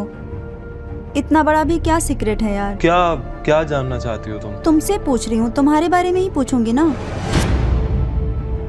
मेरे पास अपने बारे में कुछ बताने के लिए है ही नहीं, अभिनव ने कहा और चाहत से बचने के लिए इधर उधर देखने लगा। इस टाइम दिग्पाल बॉस का डंका सिर्फ गुड़गांव में ही नहीं, पूरे इंडिया में बज रहा है। हाँ, मार्केट से जब से टाइगर गायब हुआ है तब से टाइगर का नाम भी गायब हो गया। अभी उसकी नजर कुछ लोगों पर पड़ी जो आपस में काफी गंभीर बातें कर रहे थे। उसे समझ में नहीं आ रहा था कि आखिर वो टाइगर के बारे में इस तरह की बात क्यों कर रहा था। बताओ ना अभिनव, कुछ छुपा रहे हो मुझसे? नहीं, मैं तुमसे कुछ क्यों छुपाऊंगा। टाइगर गायब नहीं हुआ है, टाइगर जिंदा है और वो बहुत ही जल्द लौट के आएगा। मैंने तुझसे कहा था ना जॉनी, ज्यादा मत प्यार कर, संभाली नहीं जाती तुझसे। कुछ भी बकवास कर रहा है। क्या डेयरिंग है इन लोग की, दिग्पाल के होटल में बैठ के टाइगर की बातें कर रहे हैं। या तो इन्हें चढ़ गई है या तो इनमें बहुत ही हिम्मत है। बकवास बकवास तो तू कर रहा है। टाइगर का कंपैरिजन दिग्पाल से? विस्की और देसी शराब का क्या मेल है? मैं कह रहा हूँ टाइगर जिंदा है and he will return soon. Johnny नाम के इस आदमी की बात सुनकर अभिनव के रोंगटे खड़े हो गए थे। वो ये जानना चाहता था कि जॉनी मन से फेंक रहा था या उसके पास साथ में कोई जानकारी थी। अब आगे क्या होने वाला था? क्या अभिनव सच का पता लगा पाएगा और क्या चाहत अभिनव के मुंह से सच निकलवा पाएगी? अभिनव उनकी बातों को ध्यान से सुन रहा था। अब चाहत भी बिल्कुल अभिनव की तरह उन लोगों की बात सुनने लगी। कितनी हिम्मत है इन लोगों में, दिग्पाल के होटल में बैठकर टाइगर की बातें कर रहे हैं। या तो ये नशे में से या फिर बहुत बड़ा दिल रखे से। किसी वजह से चाहत को लग रहा था कि अभिनव उससे कुछ छुपा रहा है। बाकी लोगों की तरह वो अभिनव के कपड़े नहीं देख रही थी, बल्कि उसकी नजर तो सीधे उसके चेहरे पर थी। अभिनव, हाँ तू कुछ कह रही थी? तू मेरी सहेली से झूठ बोल रहा है। कौन सी सहेली? अनन्या। हाँ अनन्या ना, मैं क्यों झूठ बोलूंगा उससे? ऐसा कुछ ना से। पर तू एक काम कर चाहत, मुझे बहुत जरूरी काम है, मैं अभी का अभी चलूंगा। तू जानती है मैं अनन्या का पति हूँ। अगर मैं घर थोड़ी देर से पहुंचू ना तो वो तो मुझे खत्म कर देगी, और वैसे भी उसे मेरे देर से आने में शक करने लग जाती है। तेरे ऊपर शक? उसे तो तू पसंद भी ना, उसे तेरी कोई परवाह भी ना, तो फिर वो तेरे ऊपर शक क्यों करेगी? हाँ मैं जानता हूँ, पर फिर भी मुझे चलना पड़ेगा। चल मैं तेने घर छोड़ दूँ। देर कब मिलेंगे? इस बात का कोई जवाब दिए बिना अभिनव चाहत को लेकर होटल से बाहर आ गया।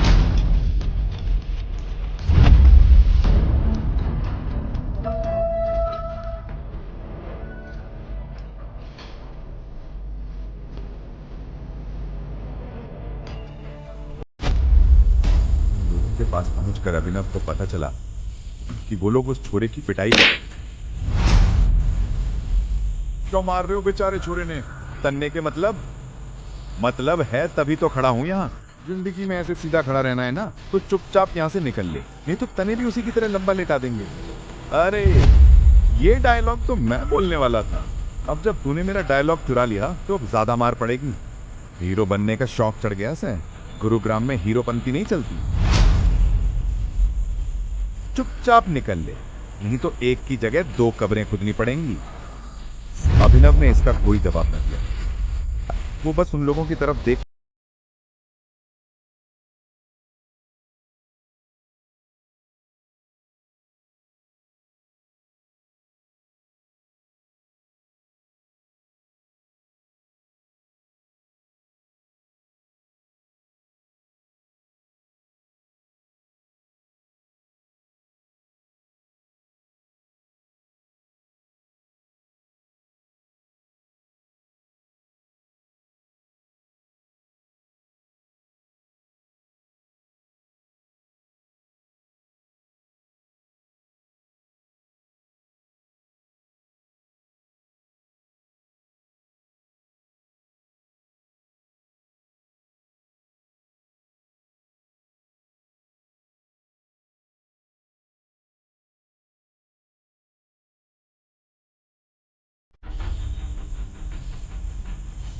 जॉनी नाम का छोरा तो समझ रहा था कि अब उसकी जान बचनी मुश्किल है। उसे भी ये रूप देखकर यकीन न हो रहा था। उसके लिए अभिनव किसी भगवान से कम न था।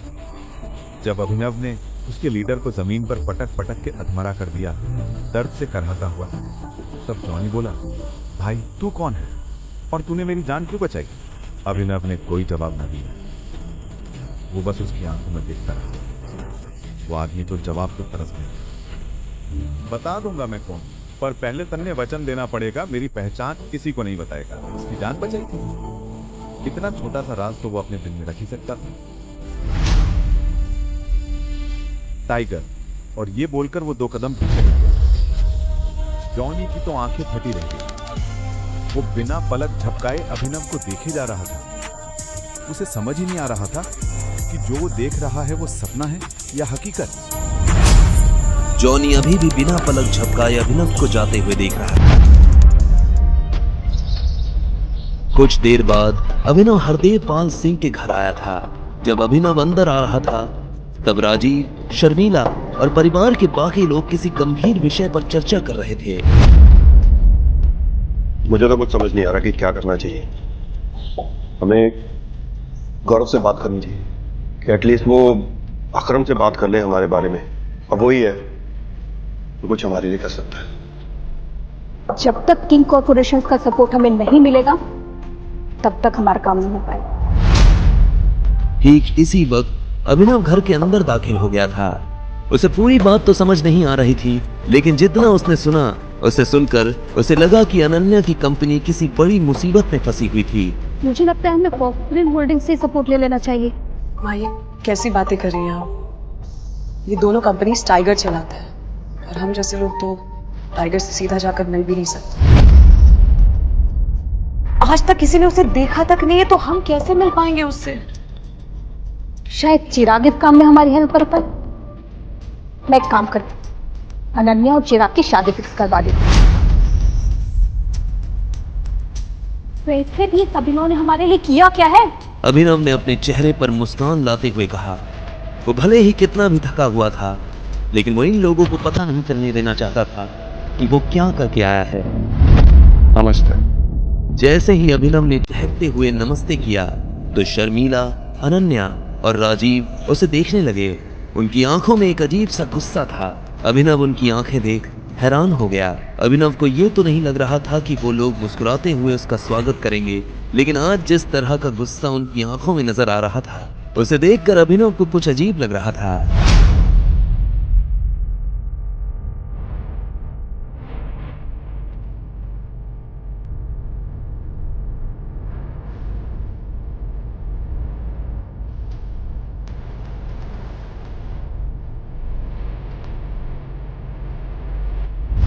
अब आगे क्या होने वाला था?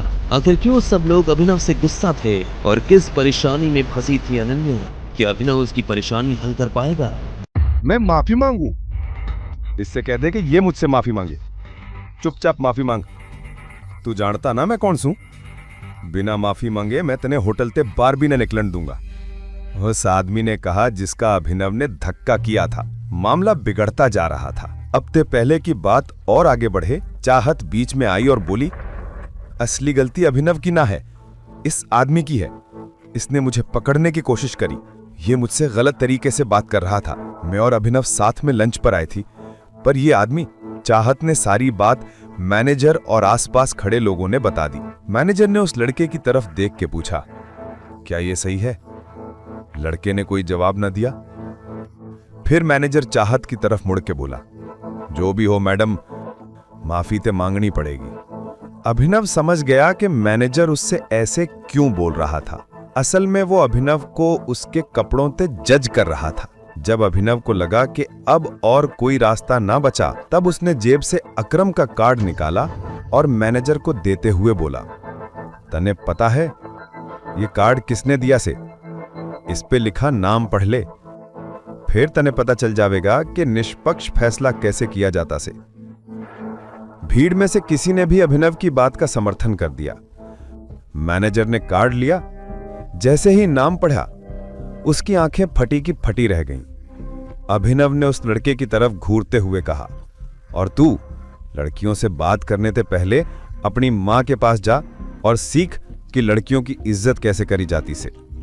इतना कह के अभिनव चाहत को लेके वहां से निकल गया।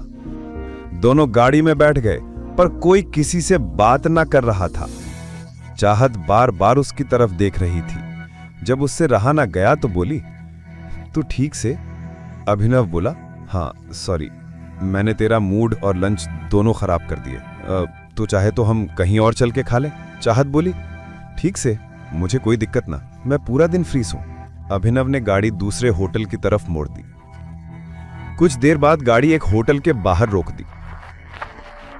चाहत नीचे उतरी और होटल की तरफ दिखने लगी।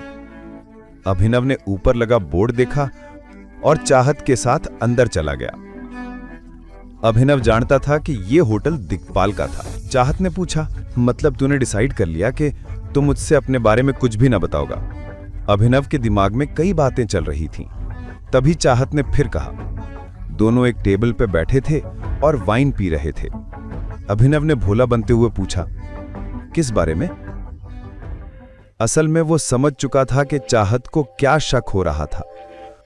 उस दिन पार्टी में जब अकरम अभिनव को अलग ले गया था, बाकी लोगों ने मान लिया था कि वो ड्राइवर का लड़का है, पर यह बात चाहत के गले ना उतर रही थी। चाहत बोली, कमाल है, मैं तुझसे तेरे बारे में ही पूछूंगी ना, अपने बारे में थोड़े।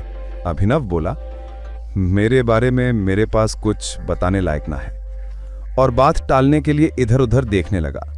तभी उसकी नजर कुछ लोगों पे पड़ी जो काफी गंभीर बातें कर रहे थे। उनमें से एक बोला, इस टाइम दिग्पाल बॉस का डंका सिर्फ गुड़गांव में ही ना पूरे इंडिया में बज रहा से। दूसरे ने कहा, हाँ, जैसे टाइगर मार्केट से गायब हुआ वैसे ही उसका नाम भी गायब हो गया। अभिनव ने उस आदमी की तरफ देखा। वो टाइगर के बारे में ऐसी बातें क्यों कर रहे थे? तभी चाहत ने पूछा, बताओ, तुम मुझसे क्या छुपा रहे हो? इसी बीच किसी और ने कहा, ना, टाइगर गया ना है, टाइगर जिंदा से और जल्दी वापस आएगा। उसका दोस्त बोला, जॉनी, तू इतनी मत पिया कर कि समझ ही ना आए, कुछ भी बकवास कर रहा है। जॉनी बोला, मैं बकवास ना कर रहा। टाइगर का दिग्पाल से कंपैरिजन, विस्की और देसी शराब का क्या मैच? मैं कह रहा है टाइगर जिंदा है और बहुत जल्द लौटेगा। जॉनी की यह बात सुन के अभिनव के रोंगटे खड़े हो गए। वो जानना चाहता था कि जॉनी नशे में फेंक रहा था या सच में उसे कुछ पता था। तन्ने अकरम की अकरम सर की मदद किस चीज खातर चाहिए? अभिनव ने माँ और बेटी की बातों के बीच में आके पूछा। शर्मिला के कह रही थी उससे अभिनव ने कोई मतलब को नहीं था, लेकिन अकरम का नाम सुन के वो समझ गया था कि वो अनन्या की मदद कर सके है। जुए अभिनव ने इतना कहा तो अनन्या और शर्मिला अभिनव ने देखने लांगी, लेकिन दोनों ने उसने जवाब को नहीं दिया। इतने में राजीव बोलिया, अनन्या ने अपनी कंपनी ने फेर ते ठाड़ा करण खातर कुछ पैसे की जरूरत है। इसके जितने भी शेयर होल्डर्स थे उनने अपने हाथ पाछे खींच लिए हैं। अरे तू क्यों यो सब इसने बता के अपना टाइम खराब करा करे है? इस मसले में यो क्या कर लेगा? जाके शेयर होल्डर्स की भी वैसी ही कुटाई करेगा जुए उस छोरी की कर रहा था। शर्मिला ने अभिनव ने और सुनान दे कहा और आगे बोली, तू मेरी बेटी का खसम बनकर घने दिना तक कुनी रहने वाला। अगर इसने चिराग ते ब्याह को नहीं करया तो मैं इस खातर उससे भी बढ़िया छोरा लेके आऊंगी, पर तुमसे नेवर। इतना कह के शर्मिला अपने कमरे में चली गई। राजीव ने भी फोन उठाया और भीतर चला गया। उन दोनों के जानते ही अभिनव ने गहरी सांस ली और अनन्या की ढाल देखते बोला, तन्ने कितने पैसे की जरूरत है? एक के प्राइवेट लिमिटेड गैलियां पार्टनरशिप करी जा सके है, पर अकरम सर कदे भी इस चीज खातर राजी ना होंगे, क्योंकि इब्बे उनका कोई फायदा को नहीं। अनन्या ने ठंडे सुर में कहा। उसकी नजर में अभिनव इस दुनिया का आखिरी मानस था जिससे वह इस बारे में बात करना चाहे थी। अभिनव ने धोरे धोरे कहा, ठीक से, मैं तेरी मदद करूंगा। अनन्या ने यह सुनते ही उसने ध्यान से देखा और बोली, तन्ने शेयर करूं, आई हेट यू। और आज जो तू करके आया से ना, उसके बाद तो I hate you a lot. जे तू या सोच रहा से कि मदद नाम का लॉलीपॉप मेरे हाथ में पकड़ के तू मेरी नजर में सही साबित हो जाएगा, तो तू गलत से। तू अपने गैल एक सूट तो खरीद ना सकता, मेरी के मदद करेगा। फिर भी if you want to help me, please get out of my life right now. Ananya, मेरी बात सुन, जे एक बार अर मेरा नाम लिया तो मैं इब पुलिस ने बुला लियूंगी। इतना कह के अनन्या ने गुस्से में अपना फोन उठाया और अपने कमरे कानी बढ़न लागी। अभिनव ने समझ ना आ रहा था कि वो किस्सा अनन्या ने समझावे। उसने गहरी सांस ली और हिम्मत करके उसके पाछे जावन लग गया। उसने कहा, मैं मजाक को नहीं कर रहा सू, तू जिस प्रॉब्लम ते डील कर रही से उसमें मैं तेरी मदद कर सकूं सू। या सुनते ही अनन्या ने चिल्ला के कहा, बकवास करनी बंद कर। अभिनव, इनफ, तू कुछ को नहीं कर सकता। Ananya, just a minute, I have a job. मैं अकरम सर की कंपनी में मैनेजर की पोस्ट पर काम कर रहा हूं, अभिनव ने आखिर में कहा। यह सुनते ही अनन्या ने हंसी आ गई और वह बोली, सबसे गच, तो तन्ने के लागे से कि तेरी पोजीशन परमानेंट है। हो सके से कि आज अकरम सर तेरे पे तरस खा रहे हों, पर काल वो तन्ने लात मार के बाहर भी कर सके से। तू और तेरे जू हजारों लोग उसके खातर कुछ भी कोनी से, समझा? इतना लताड़न के बाद अनन्या अपने कमरे में गई और दरवाजा बंद कर लिया। अभिनव फेरते उसके कमरे के बाहर ठाड़ा रह गया था। तभी उसके फोन पे एक मैसेज आया। अभिनव ने फोन खोल के देखा तो पाया कि यह मैसेज उसके क्लासमेट हरीश का था। वही हरीश जो उसके गैल डिलीवरी कंपनी में जॉब करता था। उस मैसेज में लिखा था, काल सांझने रीयूनियंस है, दिए हुए पते पे टाइम ते पहुंच जाइए। अभिनव जब कॉलेज में पढ़ता था तो सब उसकी गरीबी का मजाक उड़ावे थे। इतने में उसका फोन बज उठा। उसने देखा कि अकरम का फोन था। हेलो टाइगर, मेरी जैनी ते बात हो गई थी। तन्ने जो कहा से वो हो जाएगा। साथ ही साथ तेरा जो वीडियो इंटरनेट पे वायरल हो रहा से, मैंने उसने हटवाण खातर बात कर ली से। अब थोड़ी देर में वीडियो सब जगह ते गायब हो जाएगा। थैंक यू अकरम। और हाँ, मैंने अपना मन बदल लिया से। मन्ने तू मैनेजर ते नीचे आली कोई पोजीशन दे। क्यों? अकरम, असल में मन्ने तेरी मदद की जरूरत से। अनन्या किसी प्रॉब्लम में फंसी हुई से और तू ही उसने काट सके से। मैं या भी कोनी चाहता कि अनन्या और उसके परिवार ने बेरा लागे कि मैं कौन सूं। तो मैं उन्हें कह दूंगा कि मैंने अपनी मैनेजर की पोजीशन अकरम ने मनाण खातर कॉम्प्रोमाइज करी और साथ में उनसे कहा कि वो चाहे तो कुछ वक्त तक मन्ने कम सैलरी भी दे सके से। ये बात से बहुत बढ़िया। इससे तेरा काम भी हो जाएगा और पहचान भी लुकी रहेगी। हाँ, अच्छा और एक चीज, थोड़े ही दिना में ऑक्शन होने वाली से अलायना भी आवेगी। उससे मिलन का इससे तो बढ़िया मौका तने फिर को नहीं मिलेगा। अकरम ते बात करके अभिनव सो गया था। अगली सुबह कद आ गई, उसे पता ही न चला। जब वो नौकरा के कमरे ते बाहर निकल के आया तो उसकी नजर सीधी अनन्या ते जा मिली। अनन्या, नाश्ता रेडी है। इतने में शर्मिला की आवाज आई। अनन्या की नजर अभिनव ते मिली, पर वो बिना कोई इशारा दिए वहां तय निकल गई। अभिनव अपनी जगह पे खड़ा का खड़ा रह गया। तभी उसे एक भारी सी आवाज सुनाई दी। तन्ने अलग तय न्योता में ना पड़ेगा के? ये आवाज और किसी की ना बल्कि हरदेव पाल सिंह की थी। वो नाश्ता करन खातर पहले ही टेबल पे आके बैठे हुए थे। अभिनव हिचकता होया उनकी तरफ बढ़ा और बोला, गुड मॉर्निंग। आजकल तन्ने मॉर्निंग कुछ ज्यादा ही गुड लागन लागी है। इससे पहले इतने अच्छे बिस्तर पे सोई ना थी के? शर्मिला ने ब्रेड पे मक्खन लगाते हुए कहा। हरदेव ने अभिनव ने बैठन का इशारा किया और अभिनव अनन्या के बगल वाली कुर्सी खींच के उस पे बैठ गया। नाश्ते खातर थैंक यू, अभिनव ने दिल ते कहा। अनन्या, कल रात अभिनव कहां सोया था? इतने में हरदेव ने अनन्या की तरफ देख के पूछा। अनन्या ये सवाल सुन के घबरा गई, पर उसने अपना सर नीचे कर लिया और कंधे उचकाते हुए बोली, मन्ने ना पता। हरदेव ने आगे कहा, अनन्या, जो 2 कंपनी तेरे अंडर चल रही हैं वो मैं सनी ने दे रहा हूं। तू आगे सिरे वही कंपनी संभालेगी जो तन्ने विरासत में मिली थी, उसके अलावा कुछ भी ना। इतना कह के हरदेव पाल सिंह ने पानी पिया, अपनी जगह ते उठे और बाहर निकल गई। अनन्या की आंखों में आंसू भर आए। शर्मिला ने भी गुस्सा आया और वो उबड़ के बोली, ना, वो इस ढंग ते मेरी बेटी ते सब कुछ ना छीन सकें।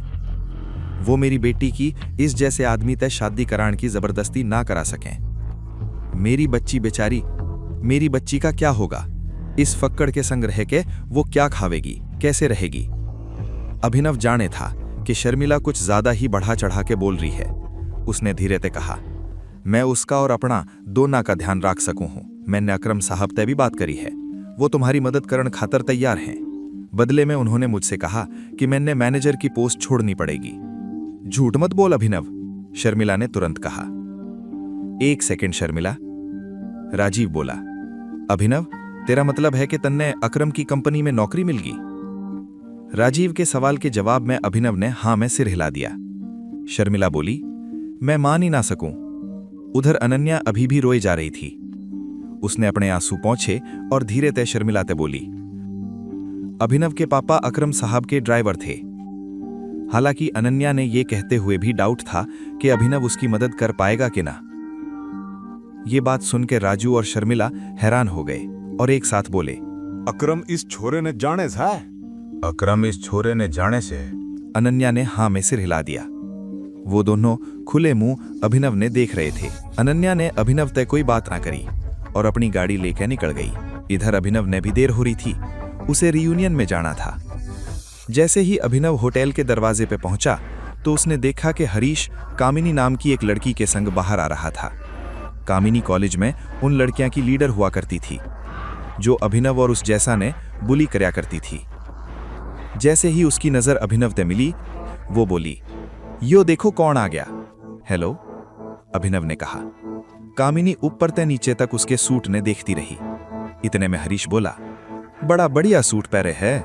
मन ने तो लग गया था तू आवेगा ना, क्योंकि डिलीवरी वाड़े का टाइम फिक्स ना होवे ना, कदे भी डिलीवरी खातर बुला लेवे हैं कि ये डिलीवरी बॉय है। कामिनी ने हैरान होके कहा, तन्ने ना पता था? हरीश बोला, ना यार, मैं तो अमेरिका में थी, तो मन ने कैसे पता होवे। तो अभिनव, तू यहां अपना काम बेच के आया है? ना, मैं डिलीवरी बॉय ना हूं, एक ऑफिस में जॉब करूं हूं। ये सुन के हरीश जोर जोर से हंसने लग गया और बोला, अरे हाँ, इसने तो अनन्या सिंह ने फंसा के शादी करी है, अपनी बीवी के ऑफिस में काम कर रहा होगा।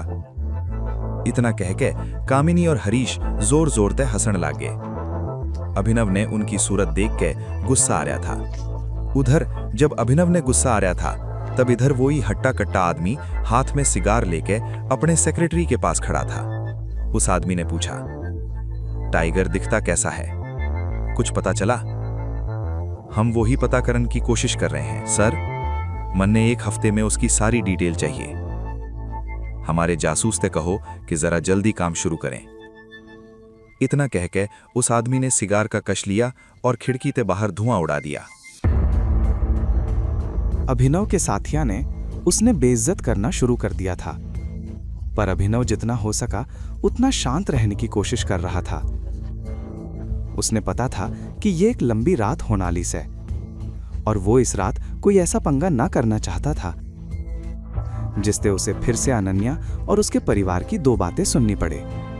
उसने कामिनी से कहा, मैं अनन्या की कंपनी में काम नहीं करूं, हम लोग अंदर चले। और आज अचानक से ये रियूनियन रखने की क्या सूझी? हरीश ने ये सुनते ही अपना गला साफ किया और कामिनी के हाथ में अपना हाथ डालते हुए बोला, चलो अंदर चले से। वो देखो, कृतेश भी आ गया। हेलो कृतेश। अभिनव ने जैसे ही ये सुना तो वो पलट के देखने लग गया। कृतेश अभिनव ने देखे बिना उसके बगल से निकल गया था। एक अमीर बाप का हैंडसम छोरा कृतेश सभी का चहेता था। लड़कियां उसने अपना बॉयफ्रेंड बनाने के सपने देखती रहें और छोरे उसने अपना जिगरी दोस्त। हेलो पीपल, कृतेश ने जोश में कहा।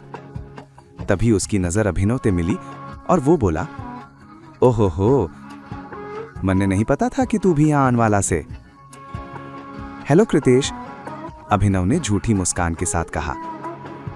चलो तो फिर पार्टी शुरू करी जाए, हरीश ने कहा और सब लोग अंदर चले गए। वो सब एक बड़े से हॉल में पहुंच चुके थे। अभिनव बहुत सालों के बाद उन चेहरा ने देख रहा था जिन चेहरा ने कुछ सालों तक उसका जीना हराम कर दिया था। हालांकि हमने कोशिश करी थी कि सब लोगों ने बुलावा, पर बोर्ड के सारे लोग ना आ पाए। जो ना आए वो बदकिस्मत से, और जो आए से मैं उन सब की तरफ से कृतेश ने थैंक यू कहना चाहता हूँ। टेंट ते लॉर्ड कृतेश, अगर तू ना होता तो ये सब ना हो पाता, गिरीश ने कहा। हाँ, कृतेश की वजह से ही हमने ये होटल मिला से। He is paying for all of us. Kritesh, अब तू बता दे ये सब कितने का पड़ा? कामिनी ने पूछा। ये सुनते ही कृतेश के चेहरे पे शर्म भरी मुस्कान आ गई और वो बोला, सबसे पहले तो आप सब लोगों ने थैंक यू। उसके बाद कृतेश कामिनी के पास आया और धीरे से उसके कान में कुछ फुसफुसाने लगा। कामिनी उसकी बात सुन के हंसे जा रही थी। अभिनव एक लड़की के बगल में आके बैठ गया। वो उसे जानता तो था, पर उसका नाम भूल चुका था। तभी एक लड़की ने कामिनी से कहा, मैंने सुना है तू वर्ल्ड टूर पे गई हुई थी। कामिनी ने घमंड भरी मुस्कान के साथ कहा, हाँ, मैं अभी 10 कंट्री घूम के आई हूं और अभी थोड़े दिनों बाद पेरिस जाने की सोच रही हूं। और इस बार तो मैं भी उसके साथ जाने की सोच रहा हूं। इंडिया ते काफी बोर हो गया हूं, हरीश ने कहा और हंसने लगा। बाकी सब लोग भी उसके साथ हंस रहे थे सिवाय अभिनव के। इतने में कामिनी ने कृतेश की तरफ देखा और बोली, वैसे तू आजकल क्या कर रहा से? मैं तो अभी इंडिया भी आने वाला हूँ। कुछ प्रोजेक्ट चल रहे से, उन पे काम कर रहा हूँ। बाद में हम लोगों ने ऑर्डर प्लेस कर देना चाहिए। जिसने जो खाना हो, जो पीना हो, वो ऑर्डर कर सकता से। And yes, don't worry about the bills. ये सुनते ही अभिनव को हंसी आ गई। वो जानता था कि कृतेश शो ऑफ करने की कोशिश कर रहा से। देखना, ये अपने पापा की किसी कंपनी ने संभालन के खातिर यहाँ लुका होगा। इतने में डेविड नाम के एक छोरे ने कहा, तुम लोगों ने पता से पूरे देश के अमीरों की लिस्ट में अभी कृतेश के पापा का नाम भी ऐड हुआ से। नाम तो अभी ऐड हुआ से, पर अमीर तो इसके पापा पहले से ही थे। इतने में कामिनी ने कहा, वो दोनों एक दूसरे ने जिस ढंग से देख रहे थे ऐसा लग रहा था कि उन दोनों में कुछ खिचड़ी पक रही से। अभिनव की नज़र सिर्फ कृतेश पे थी। उसका घमंड वक्त के साथ कम होने की जगह और बढ़ गया था। हाँ, पर तुम्हें पता है ना उस लिस्ट में सबसे ऊपर किसका नाम से? टाइगर का। इतने में एक छोरे ने धीरे से कहा। यह सुनते ही हरीश बोला, टाइगर का? हाँ, उसके पास अभी भी बहुत सारे एसेट्स हैं। टाइगर सबसे ऊपर से, उसके बाद से दिक्पाल छिंगावत। हाँ, पर यहाँ तो सबसे अमीर कृतेश ही से ना। कामिनी ने बात छुपाने के खातिर कहा, क्या बात से अभिनव, इतनी हंसी क्यों आ रही से? इतने में एक लड़की ने अभिनव की तरफ देख के पूछा। इतने में एक और लड़की ने कहा, पहले तो ये बता इसे यहाँ बुलाया किसने से? मैंने बुलाया से। ये भी हमारा क्लासमेट रहा से। नहीं, हम लोग क्लास में जरूर साथ बैठते थे, पर अब हम साथ ना बैठ सकते। हाँ, मैंने भी सुना है कि ये डिलीवरी बॉय की नौकरी करे से। मनने लागे है कि तुम लोगों ने पहले मेन्यू देख लेना चाहिए। खाना बनन में भी तो टाइम लागे से ना। अभिनव ने बात पलटते हुए कह दी। वो इनमें से किसी ने भी जवाब देना ना चाहे था, लेकिन उसकी इस बात से बाकी लोग भड़क गए। उनमें से एक आदमी बोला, भाई ये कोई मजाक चल रहा है क्या? तन्ने क्या लागे से कि कृतेश तेरे खातर भी खाना ऑर्डर करेगा? तू कब से कृतेश का दोस्त बन गया? कामिनी ने भी घी में आग डालते हुए बोला, हाँ, अगर तन्ने कुछ खाना से तो उसका पैसा तन्ने खुद ही देना पड़ेगा। अब ये सुनते ही कृतेश ने अपना हाथ उठाया और सबने शांत कराते हुए बोला, अरे कामिनी, कैसी बात कर रही से? वो पार्टी में आया से तो खाना तो खाएगा ही ना। तू चिंता मत कर दोस्त, मैं तेरा भी बिल भर दूंगा। कामिनी बोली, वाह कृतेश, तू कितना स्वीट है। फिर भी मैं चाहूं सू कि तू उसने अपना बिल खुद भरन दे, ताकि उसने आगे से पैसे कमाने का मोटिवेशन रहे। अगर वो ऐसे फ्री का खाना खाता रहेगा तो फ्री का खाना तो हम सब खा रहे से, फिर तो हम सब ने अपना अपना ऑर्डर खुद ही देना चाहिए। इतने में गरिमा नाम की एक लड़की ने कामिनी की बात काटते हुए कहा, वो बाकी लोगों की तरह अभिनव का मजाक ना उड़ाया करे थी। अरे छोड़ दे, गरिमा की बात ने क्यों बढ़ा रहा से? मैं कह रहा सुना, मैं तय कर दूंगा। रितेश ने कहा, तो फिर अभिनव ने तन्ने थैंक यू कहना पड़ेगा। कामिनी ने कृतेश की बात के जवाब में बोला। अभिनव अपनी जगह से खड़ा हुआ और बोला, एक मिनट रुको, कोई भी ऑर्डर मत दो, मैं अपना क्रेडिट कार्ड लेके आवा सू। क्या क्या मजाक कर रहा से भाई, पागल हो गया से क्या? तने पता से अब यहाँ एक प्लेट खाने की कीमत कितनी से? अभिनव ने कंधे उचकाते हुए कहा, उसकी तुम लोगों ने चिंता करने की कोई जरूरत ना से, मैं अभी आया। इतना कह के अभिनव उस कमरे से बाहर निकल गया। जैसे ही वो बार में घुसा तो अचानक उसकी नजर एक लड़की पे पड़ी। वो एक आदमी के पास बैठी थी जिसने अजीब से कपड़े पहन रखे थे। वो लड़की उससे दूर होने की कोशिश कर रही थी, लेकिन वो आदमी बार बार उसने अपनी तरफ खींचे जा रहा था।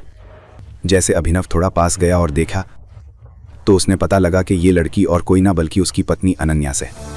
ए हाथ हटा, अभिनव उस आदमी पे जोर से चिल्लाया। उसकी आवाज सुनते ही 3 और आदमी अपनी कुर्सी से उठे और अभिनव ने घेर के खड़े हो गए। उनमें से एक आदमी बोला, ए भाई, काई दिक्कत है? मन ने कोई दिक्कत ना से, मैं तेरा भाई नासू, ये मेरी बीवी से, हाथ हटा ले नहीं तो तोड़ के फेंक दूंगा, अभिनव ने कहा। उन्होंने अभिनव ने कंधे पे पकड़ा और उसने खींच के बाहर ले जाने लगे। अभिनव जाने था कि ये लोग उसने बाहर इस खातिर ले जा रहे थे ताकि मारपीट कर सके। अभिनव भी यही चाहे था। वो बार के अंदर लड़ाई करके फिर से अनन्या और उसके परिवार के आगे गुंडा साबित ना होना चाहे था। कुछ ही सेकंड में वो लोग अभिनव ने पीछे के दरवाजे से बाहर ले आए और जमीन पे पटक दिया। वहां काफी अंधेरा था, ऐसे में किसी खातर भी वीडियो बनाना या फोटो खींचना मुश्किल था। अब अगर 1 सेकंड भी यहां दिख गया ना तो लात मार के नोएडा पहुंचा दूंगा, चल ले यहां से, एक आदमी ने धमकी देते हुए कहा। इतना कहते ही अभिनव ने उसके पेट में जोरदार लात मारी और वो आदमी बहुत दूर जाके गिर गया। इतने में बाकी लोगों ने अभिनव पे धावा बोल दिया तो एक एक करके अभिनव ने सबकी हैंकड़ी निकाल दी। आखिर में उसने उनमें से एक का कॉलर पकड़ा और बोला, कह अंदर जो मेरी बीवी के साथ था वो कौन सा है? वो बोला, वो डॉन्स है, हमारा बॉस। हमने ना पता था कि वो हमारी भाभी से। वो जब अंदर आई तो डॉन की नजर उस पर टिक गई और उसके बाद, इससे पहले कि वो आगे कुछ कह पाता, अभिनव ने उसने एक और लात मारी और वो लड़का नीचे गिर गया। अभिनव का दिमाग खराब हो गया था। उसने जितना सोच रखा था, इस शहर में उससे ज्यादा माफिया ग्रुप एक्टिव हो गए थे। ऐसे में अभिनव नीचे झुका और बोला, तुम लोग किसके खातिर काम कर रहे हो, टाइगर या रावत? टाइगर? टाइगर अब नारा। उसके सारे लोग बिखर गए हैं, कोई किसी की ना सुने। तन्ने क्या लागे से, हम अकेले ही ये सब कर रहे से। अब टाइगर नारा तो लोगों ने अपने अपने ग्रुप बना लिए हैं और चुंडावत ने उड़ाना चाहे से, ताकि टाइगर ब्रांड का नामो निशान मिट जाए। उसकी बातें सुन के अभिनव को समझ ना आया कि आखिर टाइगर ने गए कितना टाइम हो गया था। मैं टाइगर की टीम का कोर मेंबर्स हूं। ये कहते हुए अभिनव का दिल तेज तेज धड़क रहा था। इन लोगों ने देख के उसके एहसास हो रहा था कि उसने सिर्फ अपने पिता का बदला ही ना लेना था, बल्कि उन जैसे हजारों लोगों को लाइन पे लाना था। उन लोगों ने रवाना करके अभिनव फिर से बार में घुस गया। अचानक उसकी नजर अनन्या ने ढूंढने लगी, लेकिन अनन्या कहीं भी ना थी। पूरी कहानी सुनने खातर डाउनलोड करो पॉकेट FM ऐप इब्बे। लिंक नीचे डिस्क्रिप्शन में है।